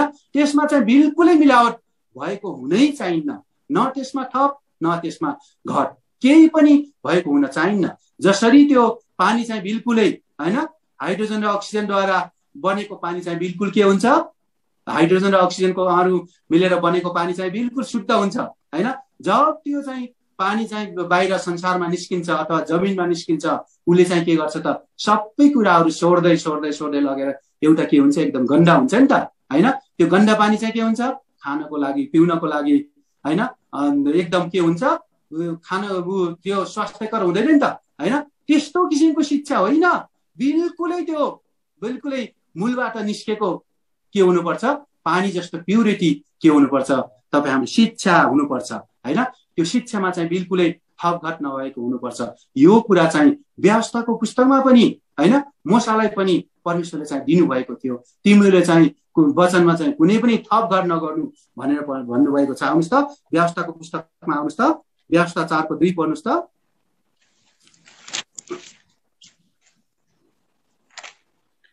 मैले तिमीहरूलाई आज्ञा गरेको वचनमा हजुर न त तिमीहरूले केही थप्नु न त त्यसबाट केही घटाउनु।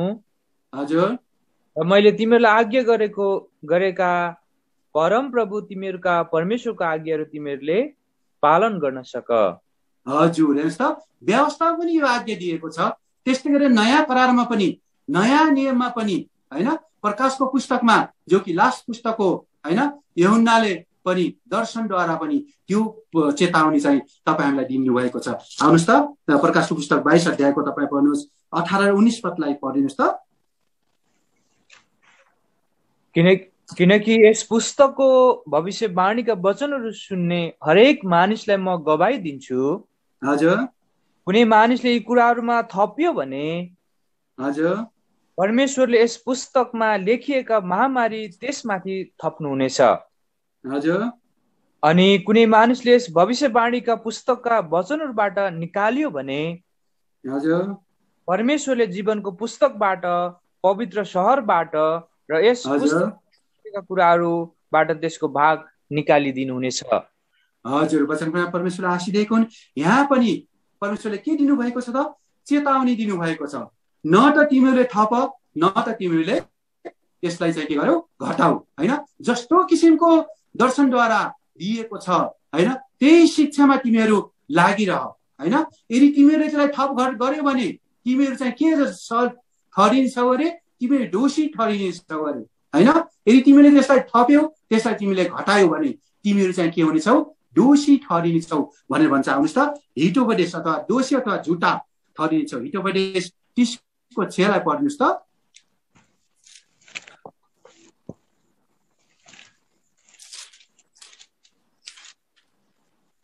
उहाँका वचनहरूमा केही नथप। हजुर। नत्र त उहाँले तिमीलाई हप्काउनुहुन्छ। हजुर। र तिमी झुटा ठहरिनेछौ। हजुर, वचन परमेश्वरले आशीष दिएको हुन्। हेर्नुहोस् त, यदि तपाईँ हामीले परमेश्वरको वचनमा थप्यौं, घटायो भने तपाईँ हामी चाहिँ के हुने रहेछौँ त? झुट्टा ठहरिने रहेछौँ, हैन? यस्तो किसिमको न त तपाईँ हामीले गर्नु पर्यो, न त तपाईँ हाम्रो जीवनमा, न त मण्डलीमा, न कुनै पनि उसमा अवस्थामा चाहिँ तपाईँ हामीले परमेश्वरको वचनलाई चाहिँ थप घट गर्न नहुने रहेछ, हैन? जस्तो किसिमको आज्ञा परमेश्वरले गर्नुभएको छ त्यस्तै किसिमको आज्ञा तपाईँ हामीले चाहिँ मान्नुपर्छ, हैन? अहिलेको अवस्थामा चाहिँ के कस्तो कस्तो किसिमको शिक्षाहरू आएको छ त भन्दा, हैन, जुन शिक्षाहरू छ आफ्नो लागि आफ्नो इच्छा अनुसारको छ भने यो सही हो, र आफ्नो इच्छा अनुसारको छैन भने हैन, त्यो बेलाको हो, त्यो अवस्थामा पो दिएको हो, हैन? तपाईँ हामीले धेरै हेर्छौँ, सुन्छौँ, हैन? तपाईँ हाम्रो मण्डलीमा चाहिँ शिर ढाक्ने विषयमा छ, हैन? त्यसपछि चाहिँ हैन, जो कि दिदी बहिनीहरूले चाहिँ मण्डलीमा चाहिँ अगुवाई नगर्ने कुराहरू छ, त्यसमा चाहिँ झुटा भविष्यवक्ताहरूले के भन्छन् त? त्यो बेलामा चाहिँ त त्यो बेलाको अवस्थाको हो भनेर भन्छन्, हैन? यस्तो किसिमको थप घट तिनीहरूले गरिरहेको छन्, हैन? र यस्तो किसिमको अवस्था, यस्तो किसिमको मण्डलीबाट, हैन, यस्तो किसिमको मण्डली चाहिँ परमेश्वरको दोस्रो आगमनमा चाहिँ उठाइने लायकको मण्डली होइन। यिनीहरू चाहिँ एउटा झुटा, के त झुटा एउटा ग्रुप अथवा झुटा एउटा मण्डली चाहिँ परमेश्वरले चाहिँ के गर्नुहुन्छ? ठहराउनुहुन्छ, हैन? त्यही भएर यदि तपाईँ हामीले यसलाई जोड्यौँ, कुनै पनि वचनलाई तपाईँ हामीले जोड्यौँ, घटायौँ भने चाहिँ तपाईँ हामी सिधै के हुने रहेछौँ त? झुट्टाको उसमा चाहिँ तपाईँ हामी चाहिँ झुट्टा नाम तपाईँ हामीले चाहिँ कहलाने रहेछौँ, हैन? त्यही भएर यस्तोबाट चाहिँ तपाईँ हामी चाहिँ के गर्नुपर्छ? एकदम होसियारी हुनुपर्छ। यदि मण्डलीमा अर्कै शिक्षा ल्याउँछ भने, हैन, तपाईँ हामीलाई चाहिँ अर्कै शिक्षा, हैन, जो कि तपाईँ हामीले चाहिँ शिक्षा पाएको छौँ जीवित मण्डलीको, हैन, जो कि तपाईँ हामीले भन्छौँ जीवित मण्डली अथवा विश्वव्यापी मण्डली, अथवा हामी यहाँ नेपालमा चाहिँ अथवा विश्वमा पनि भन्छौँ एल सदाई भनेर भन्छौँ। त्यो शिक्षा भन्दा अरू शिक्षाहरू लिन्छ भने तपाईँ हामीले चाहिँ त्यो शिक्षालाई चाहिँ हामीले चाहिँ एकदम नकार्न सक्नुपर्छ, हैन?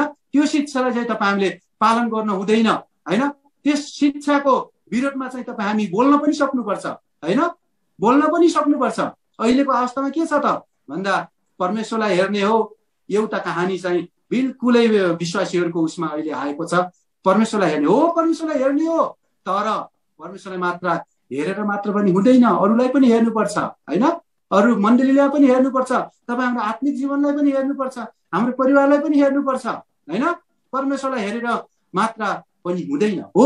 फर्स्ट प्रायोरिटी परमेश्वरलाई पनि हेर्नुपर्छ, त्यसको साथमा अरूलाई पनि हेर्नुपर्छ, हैन?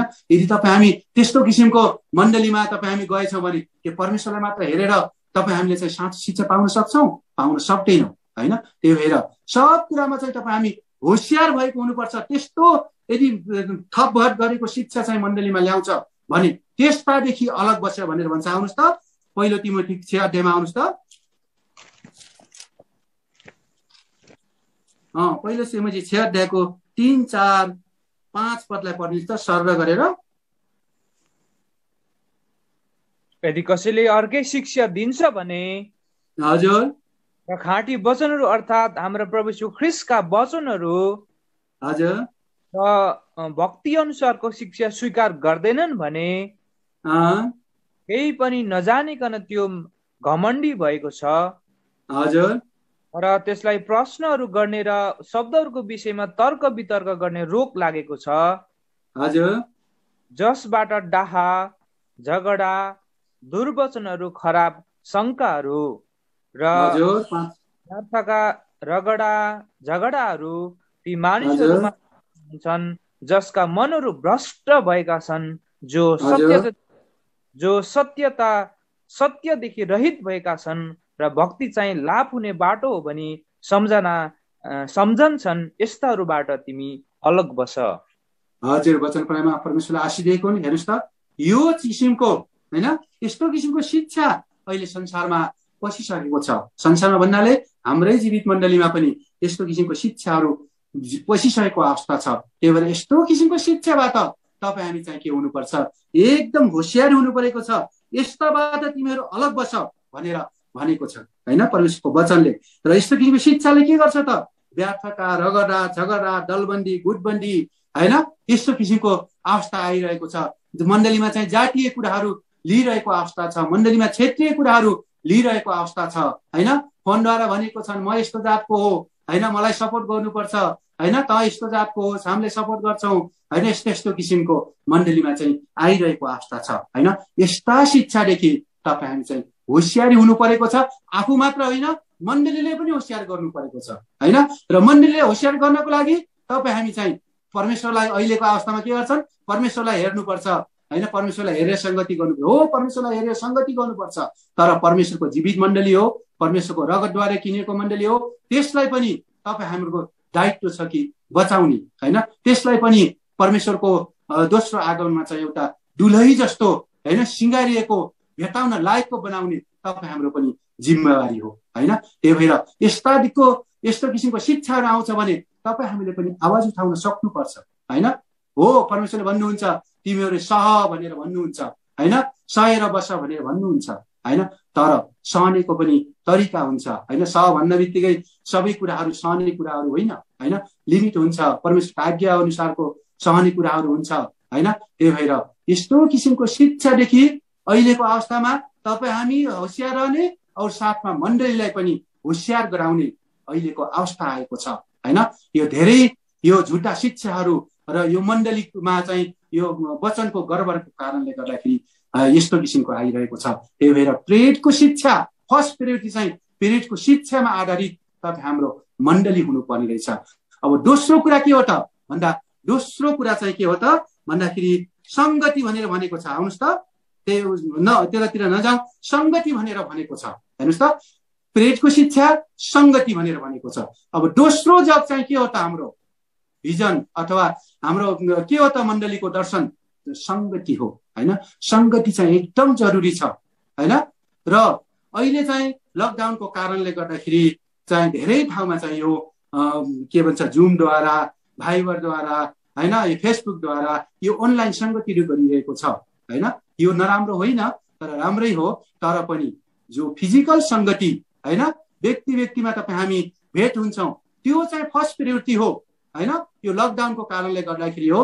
अब लकडाउन खोलिसकेपछि फिजिकल संगति चाहिँ मण्डलीमा चाहिँ एकदम गर्न जरुरी छ हैन। यो फेसबुकद्वारा अथवा यो अनलाइनद्वारा चाहिँ यो चाहिँ के हो त भन्दाखेरि वैकल्पिक हो अहिलेको अवस्थाको कारणले गर्दाखेरि। तर यसलाई चाहिँ निरन्तरता चाहिँ तपाईँ हामीले चाहिँ दिन हुँदैन हैन। यो अनलाइनबाट हैन धेरै नै शैतानले चाहिँ धेरै नै मौकाहरू, चालखेलहरू गर्न सक्छ। यसबाट तपाईँ हामी एकदम होसियार हुनुपर्छ। मैले भन्न खोजेको फेरि अनलाइन संगति गर्नै नहुने भन्ने होइन हैन। यसको पनि लिमिट छ हैन।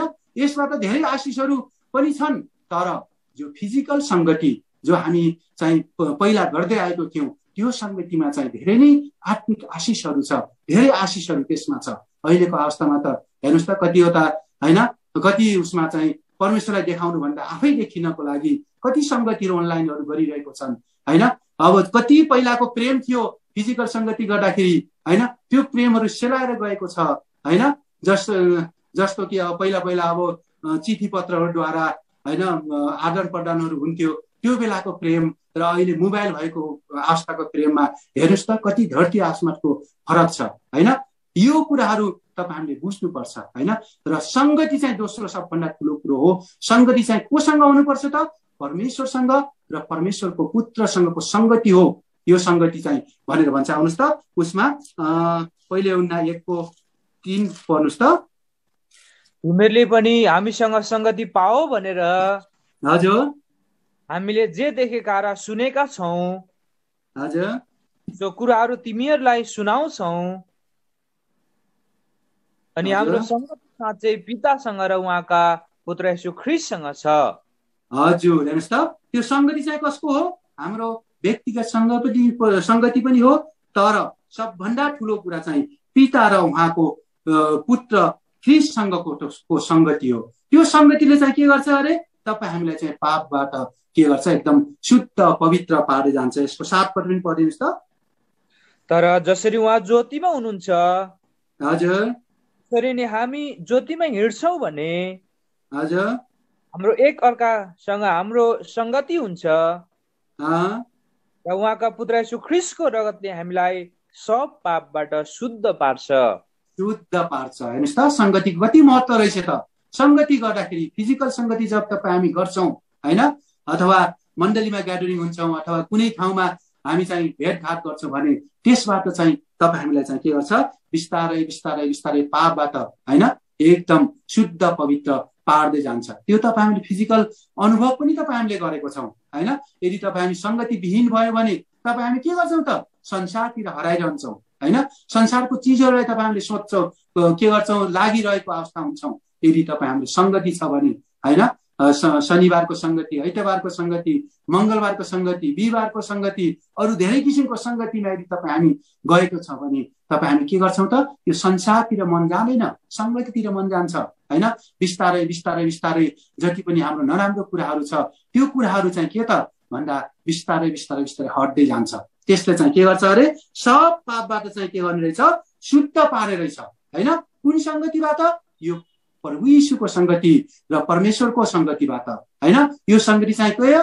परमेश्वरसँग प्रभु यीशुसँगको सङ्गति भनेर पहिलो कोरिन्थीमा लेखिएको छ। आउनुहोस् त पहिलो कोरिन्थीको 1:9 पनि पढ्नुहोस् त।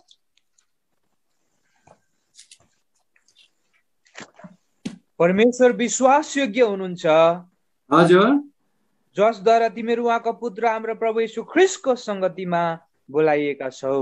हजुर सङ्गति चाहिँ कसको त? सङ्गति धेरै किसिमको हुन्छन् होइन। संसारको साथीभाइहरूसँग जान्छौँ त्यो पनि एउटा सङ्गति हो होइन। तर त्यसको सङ्गति र होइन परमेश्वरसँगको सङ्गतिमा, परमेश्वरको जनहरूको सँगको सङ्गतिमा धेरै फरक पर्छ।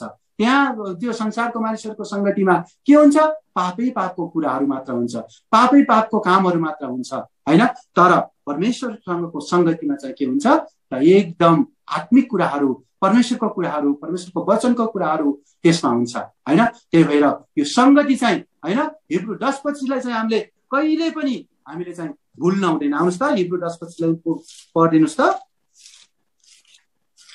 र कसै कसैको आदत भने चाहिँ हजुर हामी एक ठाउँमा भेला हुन नछोडौँ, हजुर तर एक अर्कालाई उत्साह दिँदै रहौँ।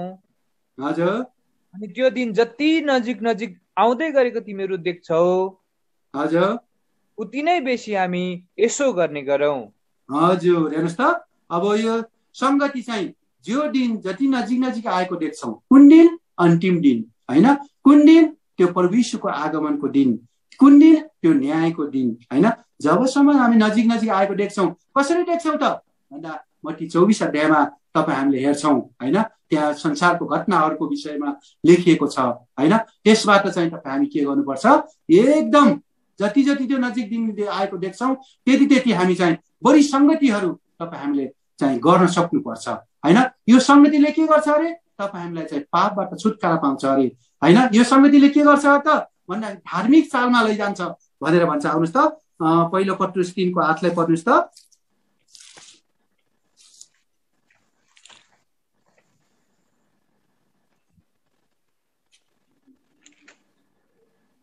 अन्तमा तिमीहरू सबै एकै मनका हो। हजुर एक अर्काप्रति सहानुभूति राख्ने हो। हजुर भाइ भाइलाई प्रेम गर्ने हो। हजुर कमलो मनका हो। विनयी हो। हजुर हेर्नुहोस् त, अब तपाईँ 9 मा पढ्नुहोस् त। खराबीको बदलामा खराबी नगर, अथवा गालीको बदलामा गाली नदेऊ, तर उल्टो आशिष देऊ, यो जानेर कि तिमीहरू आशिषका हकदार हुनलाई बोलाएका छौ। हजुर वचनमा परमेश्वरले आशिष दिएको हुन्, माथि चाहिँ धार्मिक चाल चल्नलाई प्रोत्साहन भनेर लेखिएको छ। यदि तपाईँ हामीले चाहिँ सङ्गतिमा रहिरहन्छौँ भने, सङ्गतिमा चाहिँ हामी निरन्तर सहभागी हुन्छौँ भने चाहिँ यस्तो किसिमको चाहिँ धार्मिक चालमा चाहिँ चल्नमा तपाईँ हामीले चाहिँ सहायता गर्ने रहेछ होइन। एक मनको हुने रहेछ, एक अर्काप्रति सहानुभूति होइन, भाइ भाइमा प्रेम, कोमल मनको, विनयी होइन, यस्तो किसिमको क्षमा गर्ने, यस्तो किसिमको जति पनि धार्मिक गुणहरू छ त्यो चाहिँ त्यो सङ्गतिले चाहिँ के गर्छ त, तपाईँ हामीले चाहिँ के गर्छ, एकदम अगाडि अगाडि अगाडि बढाउँदै लैजान्छ होइन। त्यही भएर दोस्रो चाहिँ सङ्गति चाहिँ एकदम महत्त्वपूर्ण रहेछ। यो चाहिँ दोस्रो चाहिँ के हो, तपाईँ हाम्रो यो दोस्रो मण्डलीको एउटा जग हो। अब तेस्रो चाहिँ के त भन्दा रोटी भचाइ होइन। रोटी भचाइले केलाई देखाउँछ त भन्दा परमेश्वरको शरीरसँगको सहभागीलाई होइन, जो परमेश्वरले चाहिँ यो प्रभुभोजलाई कसरी स्थापना गर्नुभयो त। मत्तीको पुस्तकमा हामी समय छैन रहेछ, मत्ती 26 अध्यायमा आउनुहोस् त, हामी सरस्वती हेर्छौँ। अब तेस्रो कुरा 26 अध्यायको 26, 27, 28 पदलाई चाहिँ पढिदिनुहोस् त। अनि उहाँले खाँदै गर्नुहुँदा यसुले रोटी लिएर आशिष दिई भाँच्नुभयो।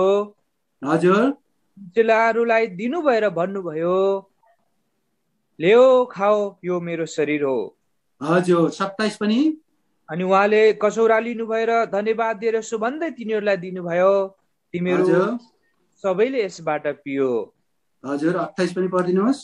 किनभने यो नयाँ बाचाको मेरो रगत हो, जो चाहिँ धेरैका लागि पापहरूको क्षमाका निम्ति बहाइन्छ। हजुर वचन परमेश्वरले आशिष दिएको हुन्। यो चाहिँ प्रभुभोजको स्थापना होइन, यो पनि तपाईँ हाम्रो चाहिँ एउटा मण्डलीको जग हो होइन।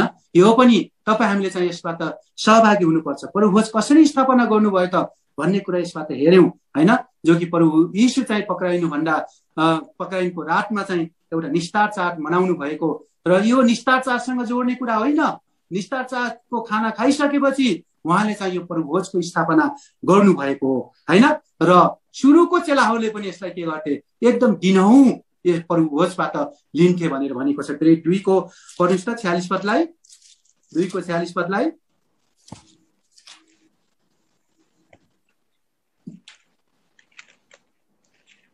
अनि दिनहुँ मन्दिरमा एक मनको भए हजुर लागिरहँदै हजुर घर घरमा रोटी बाँच्थे, तिनीहरूले आफ्ना भोजन आनन्दसित र चोखो हृदयले खान्थे।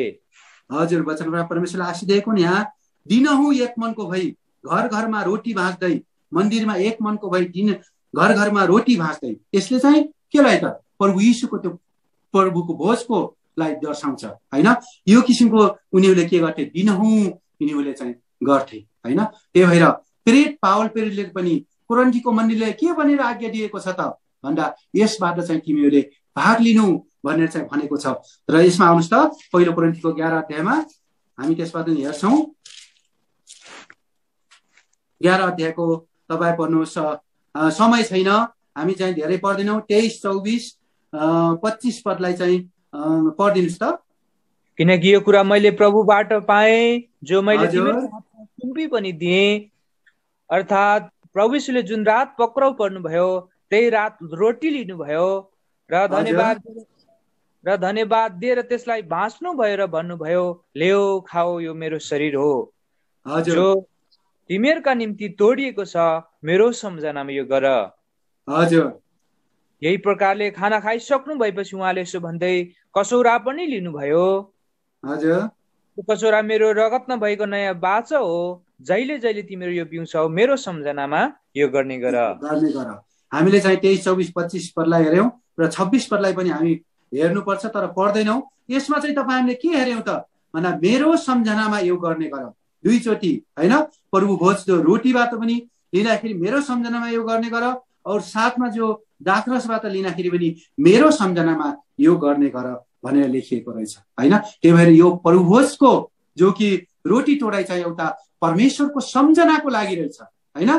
प्रभु यीशुले जो तपाईँ हामीप्रति गर्नुभयो त्यसको प्रेमको सम्झनाको लागि तपाईँ हामीले गर्नुपर्ने रहेछ।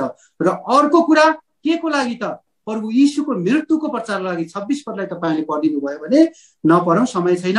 प्रभु यीशुको मृत्युको प्रचार हैन, जुन मृत्यु चाहिँ के हो? संसारमा एउटा अनमोल मृत्यु हो हैन, त्यसको कुनै मूल्य छैन हैन।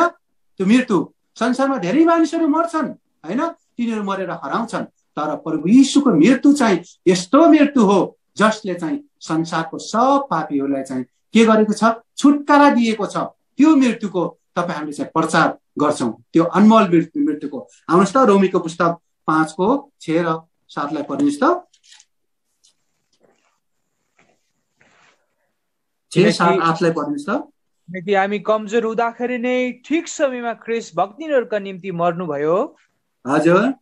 किनकि धर्मी मानिसका निम्ति मुस्किलले कोही मर्ला, हजुर, असल मानिसका निम्ति सायद कसैले मर्ने पनि आँट गर्ला कि। हजुर। तर परमेश्वरले हामी तर्फ आफ्नो प्रेम यसैमा प्रकट गर्नुहुन्छ, हजुर, हामी पापी हुँदाहुँदै ख्रीष्ट हाम्रा निम्ति मर्नुभयो, हाम्रा निम्ति मर्नुभयो। हेर्नुहोस् त, अब त्यो प्रभुभोजबाट तपाईँ हामीले भाग लिन्छौँ त हैन। पहिलो चाहिँ परमेश्वरको के त? सम्झनाको लागि। दोस्रो चाहिँ परमेश्वरको चाहिँ प्रभु यीशुको चाहिँ मृत्युको प्रचारको लागि, जुन मृत्यु चाहिँ एउटा अनमोल मृत्यु हो हैन। त्यही भएर त्यसको लागि चाहिँ तपाईँ हामीले चाहिँ प्रभुभोजबाट भाग लिनुपर्छ। यो एउटा आशिषको कचौरा हो हैन, एउटै रोटीबाट हामीले लिन्छौँ, यो आशिष हो भनेर चाहिँ हामीले पहिलो कोरिन्थी 10 अध्यायमा हेर्छौँ हैन। त्यसतिर हामी जाँदैनौँ। यो चाहिँ कुन हो त? अब तेस्रो चिज भयो। अब चौथो चाहिँ के छ त भन्दा प्रार्थना छ हैन। प्रार्थना पनि एउटा परमेश्वरको एउटा के हो त? दर्शन हो हैन। परमेश्वरले दिनुभएको आज्ञा हो, मण्डलीको एउटा के हो? दर्शन हो हैन। प्रार्थनाको विषयमा चाहिँ हामीले पहिला हेरिसकेको छौँ हैन।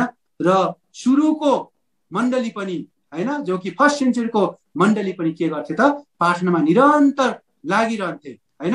तपाईँ हामी पनि जीवित मण्डलीमा चाहिँ प्रार्थनामा चाहिँ एउटा निरन्तर तपाईँ हामी लाग्नुपर्छ। आउनुहोस् त प्रेरित 1:14लाई पढ्नुहोस् त।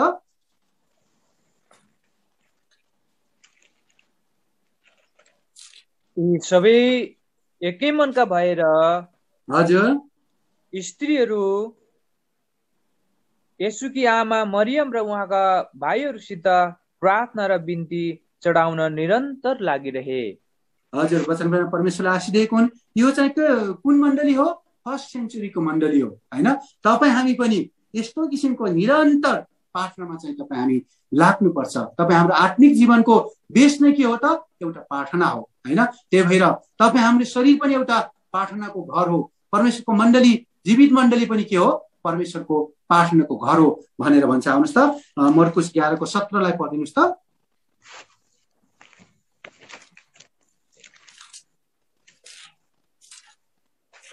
अनि उहाँले तिनीहरूले यसो भन्दै शिक्षा दिनुभयो, हजुर, मेरो घर सबै जातिहरूको लागि प्रार्थनाको घर कहलाइनेछ। हजुर, अनि के लेखिएको छैन, तर तिमीले गोडा बनाएका छौ।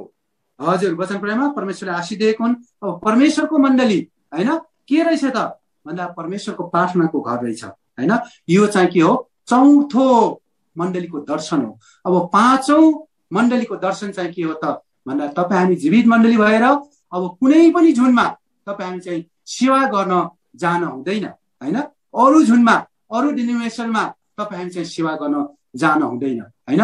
त्यहाँको व्यक्तिलाई चाहिँ तपाईँ हामीले हाम्रो मण्डलीमा बोलाउन सक्छौँ, तर वचन दिनको लागि होइन हैन, सुन्नको लागि बोलाउन सक्छौँ।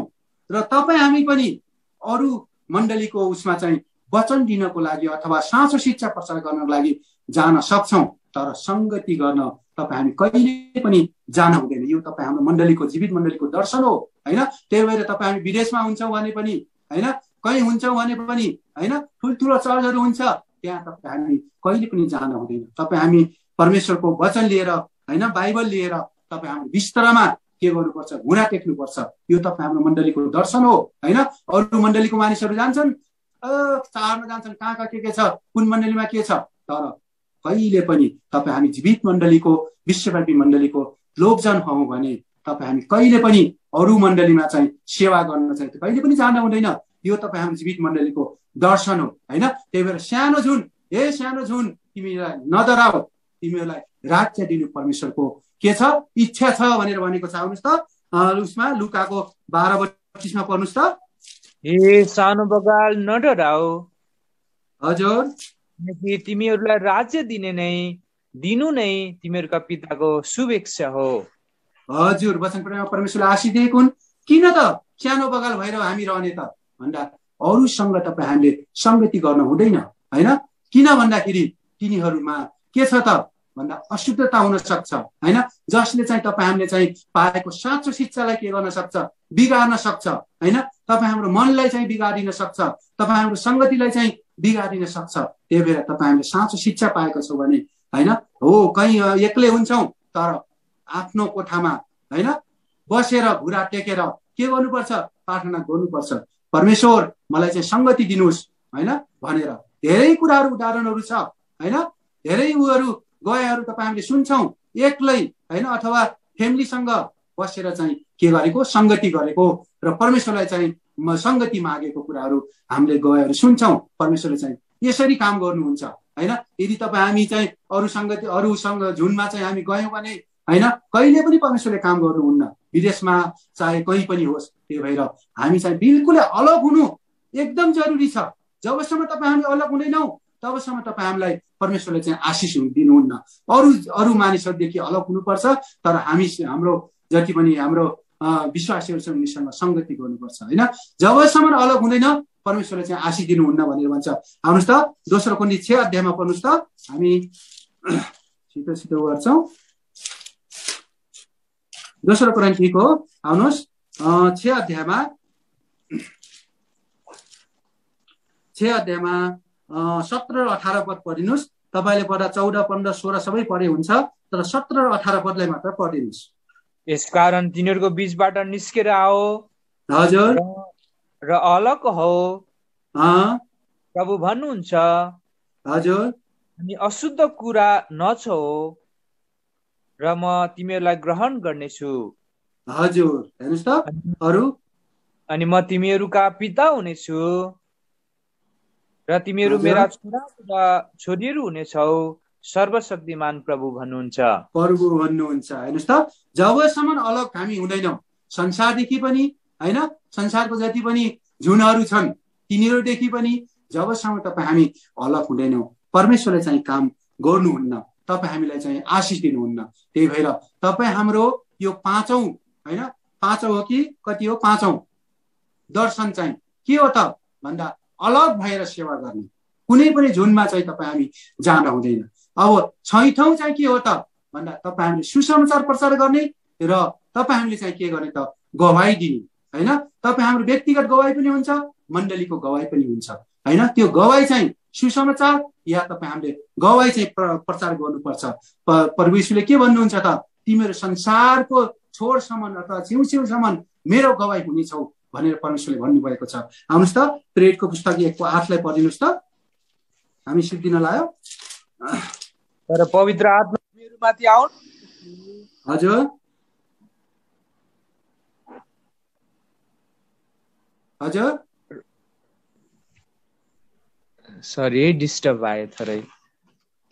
तर पवित्र आत्मा तिमीहरूमाथि आउनु भएपछि हजुर तिमीहरूले सामर्थ पाउनेछौ। यरुशलेममा, सारा यहुदिया र सामरियामा अनि पृथ्वीको छेउसम्म तिमीहरू मेरा निम्ति साक्षी हुनेछौ। मेरा निम्ति साक्षी हुनेछौ। परमेश्वरको साक्षी चाहिँ तपाईँ हामी हौ होइन। साक्षी कसरी हुने त, परमेश्वरको वचनलाई प्रचार गरेर होइन, तपाईँ हाम्रो जीवनलाई देखाएर अरू मानिसहरूसँग होइन, तपाईँ हाम्रो मण्डलीको जति पनि सेवा सङ्गतिलाई देखाएर होइन, अन्य झुनको आएर पनि हो यहाँ त परमेश्वरको उपस्थिति रहेछ होइन, सेवा त यस्तो किसिमले पो गर्नुपर्ने रहेछ भन्ने कुराहरू तपाईँ हामीले देखाउन सक्नुपर्छ होइन। यो चाहिँ के हो, परमेश्वरको महान आज्ञा पनि हो होइन। परमेश्वरको महान आज्ञा, तिमीहरू जाओ चेला बनाओ होइन, बप्तिस्मा देऊ, मण्डली स्थापना गर भनेर चाहिँ परमेश्वरले महान आज्ञा दिनुभएको छ त्यो चाहिँ मत्ती 28 अध्यायमा आउनुहोस् त। हामी हेर्छौँ मत्ती 28 अध्यायमा 28 अध्यायको तपाईँ पनि 19 र 20 लाई पढिदिनुहोस् त। होइन 18 र 19 पदलाई पढिदिनुहोस्। अनि तिनीहरू कहाँ आएर तिनीहरूसँग यसो भन्दै बोल्नुभयो, स्वर्ग र पृथ्वीका सारा अधिकार मलाई दिएको छ। हजुर। यसकारण तिमीहरू जाओ र सबै जातिहरूलाई चेला बनाओ। हजुर। तिनीहरूलाई पिताको, पुत्रको र पवित्र आत्माको नाममा बप्तिस्मा देऊ। यो चाहिँ के हो? परमेश्वरको महान आज्ञा हो। यो चाहिँ तपाईहरूले गर्नुपर्छ हैन। आफ्नो गवाई दिने, परमेश्वरको सुसमाचार प्रचार गर्ने हैन, यो चाहिँ परमेश्वरले तपाईहरूलाई दिनुभएको महान आज्ञा हो र हाम्रो मण्डलीको दर्शनको 6औं खम्बा पनि हो हैन। अब 7औं खम्बा, अन्तिम खम्बा चाहिँ के हो त भन्दा तपाईँ हामीले चाहिँ 10 अंश भेटी के गर्छौँ त मण्डलीमा लिन्छौँ, परमेश्वरको कामको लागि लिन्छौँ। यो पुरानो नियममा थियो, नयाँ नियममा पनि छ। पुरानो नियममा कहाँ छ? मलाकीको पुस्तकमा आउनुहोस् त। मलाकीको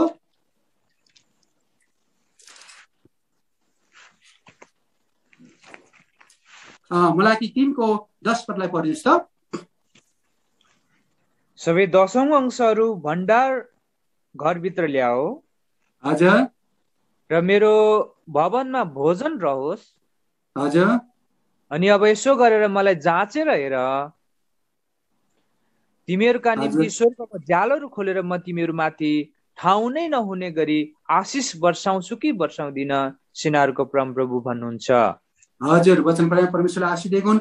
पुरानो नियममा के थियो त? 10 अंश भेटी चाहिँ लिनुपर्ने थियो। तर नयाँ नियममा चाहिँ के छ? एकदम हर्ष साथ हैन, आफ्नो मनले चिताएर अथवा एकदम मनभित्रबाट हैन, कसैको कर्कापमा होइन 10औं अंश नै लिनुपर्छ भन्ने पनि छैन हैन। जति हुन्छ आफ्नो हर्ष साथ तपाईँ हामीले चाहिँ परमेश्वरलाई चाहिँ दिनुपर्छ, मण्डलीमा दिनुपर्छ। यो चाहिँ के हो? हाम्रो मण्डलीको 7औं खम्बा हो हैन।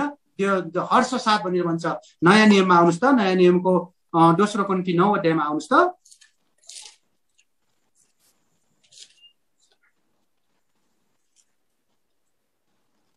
नौ अध्यायको 6 र 7 पदलाई सर पढिदिनुहोस्।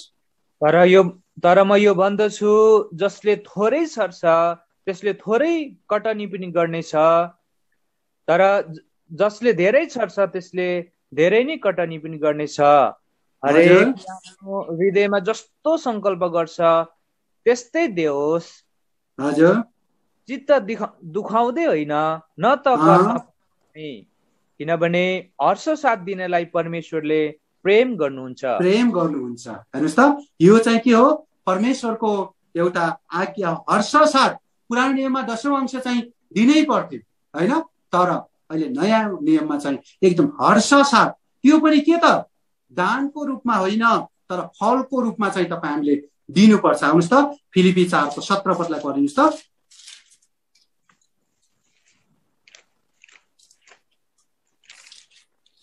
मैले दान चाहेको होइन, हजुर, तर म त फल चाहन्छु, हजुर, जसले तिमीहरूको हिसाबमा प्रशस्त वृद्धि ल्याउँछ।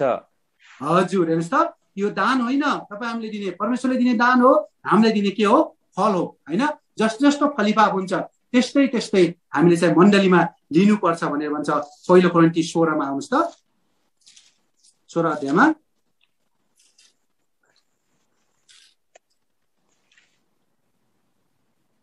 अध्यायको फलिफाप हुन्छ। जस्तो जस्तो हुन्छ। 16 को 2 पदलाई पढिनुहोस् त। हप्ताको पहिलो दिनमा तिमीहरू मध्ये हरेकले जुन जुन कुरामा उसलाई फलिफाप हुन्छ, हजुर, यही मुताबिक जम्मा पारेर आफूसँग राखोस् र ऊ आउँदाखेरि चन्दा उठाउने कामहरू नहुन्। हजुर, हेर्नुहोस् त, यसमा चाहिँ के भनेको छ? जस्तो किसिमको फलिफाप हुन्छ भनेको मतलब फल हैन, त्यो चाहिँ तपाईँ हामीले चाहिँ परमेश्वरलाई चाहिँ दिनुपर्छ हैन। यो चाहिँ 7औं के हो त? मण्डलीको तपाईँ हाम्रो दर्शन हो। त्यही भएर आज तपाईँ हामीले मण्डलीको दर्शन हेऱ्यौँ, धेरै समय भयो हैन। र यसमा चाहिँ 7वटा खम्बा माथि तपाईँ हाम्रो मण्डली चाहिँ स्थापित भएको छ र 7औं खम्बामाथि चाहिँ तपाईँ हाम्रो मण्डली स्थापित भएको कारणले गर्दाखेरि यो 7औं सातै किसिमको चाहिँ जति पनि यो दर्शन छ त्यसलाई चाहिँ हाम्रो मण्डलीमा चाहिँ हाम्रो जीवनमा चाहिँ हाम्रो व्यक्तिगत उसमा परिवारमा चाहिँ तपाईँ हामीले चाहिँ लागेर तपाईँ हामीले चाहिँ के गर्नुपर्छ परमेश्वरको सेवा। सबैजनालाई हाम्रो युट्युब च्यानल कफरनहुम विथ एल सदाईलाई तपाईहरु सबैजनाले माया गरिदिनुहोस्, प्रार्थना गरिदिनुहोस् अनि सब्स्क्राइब गरिदिनुहोस्। धन्यवाद।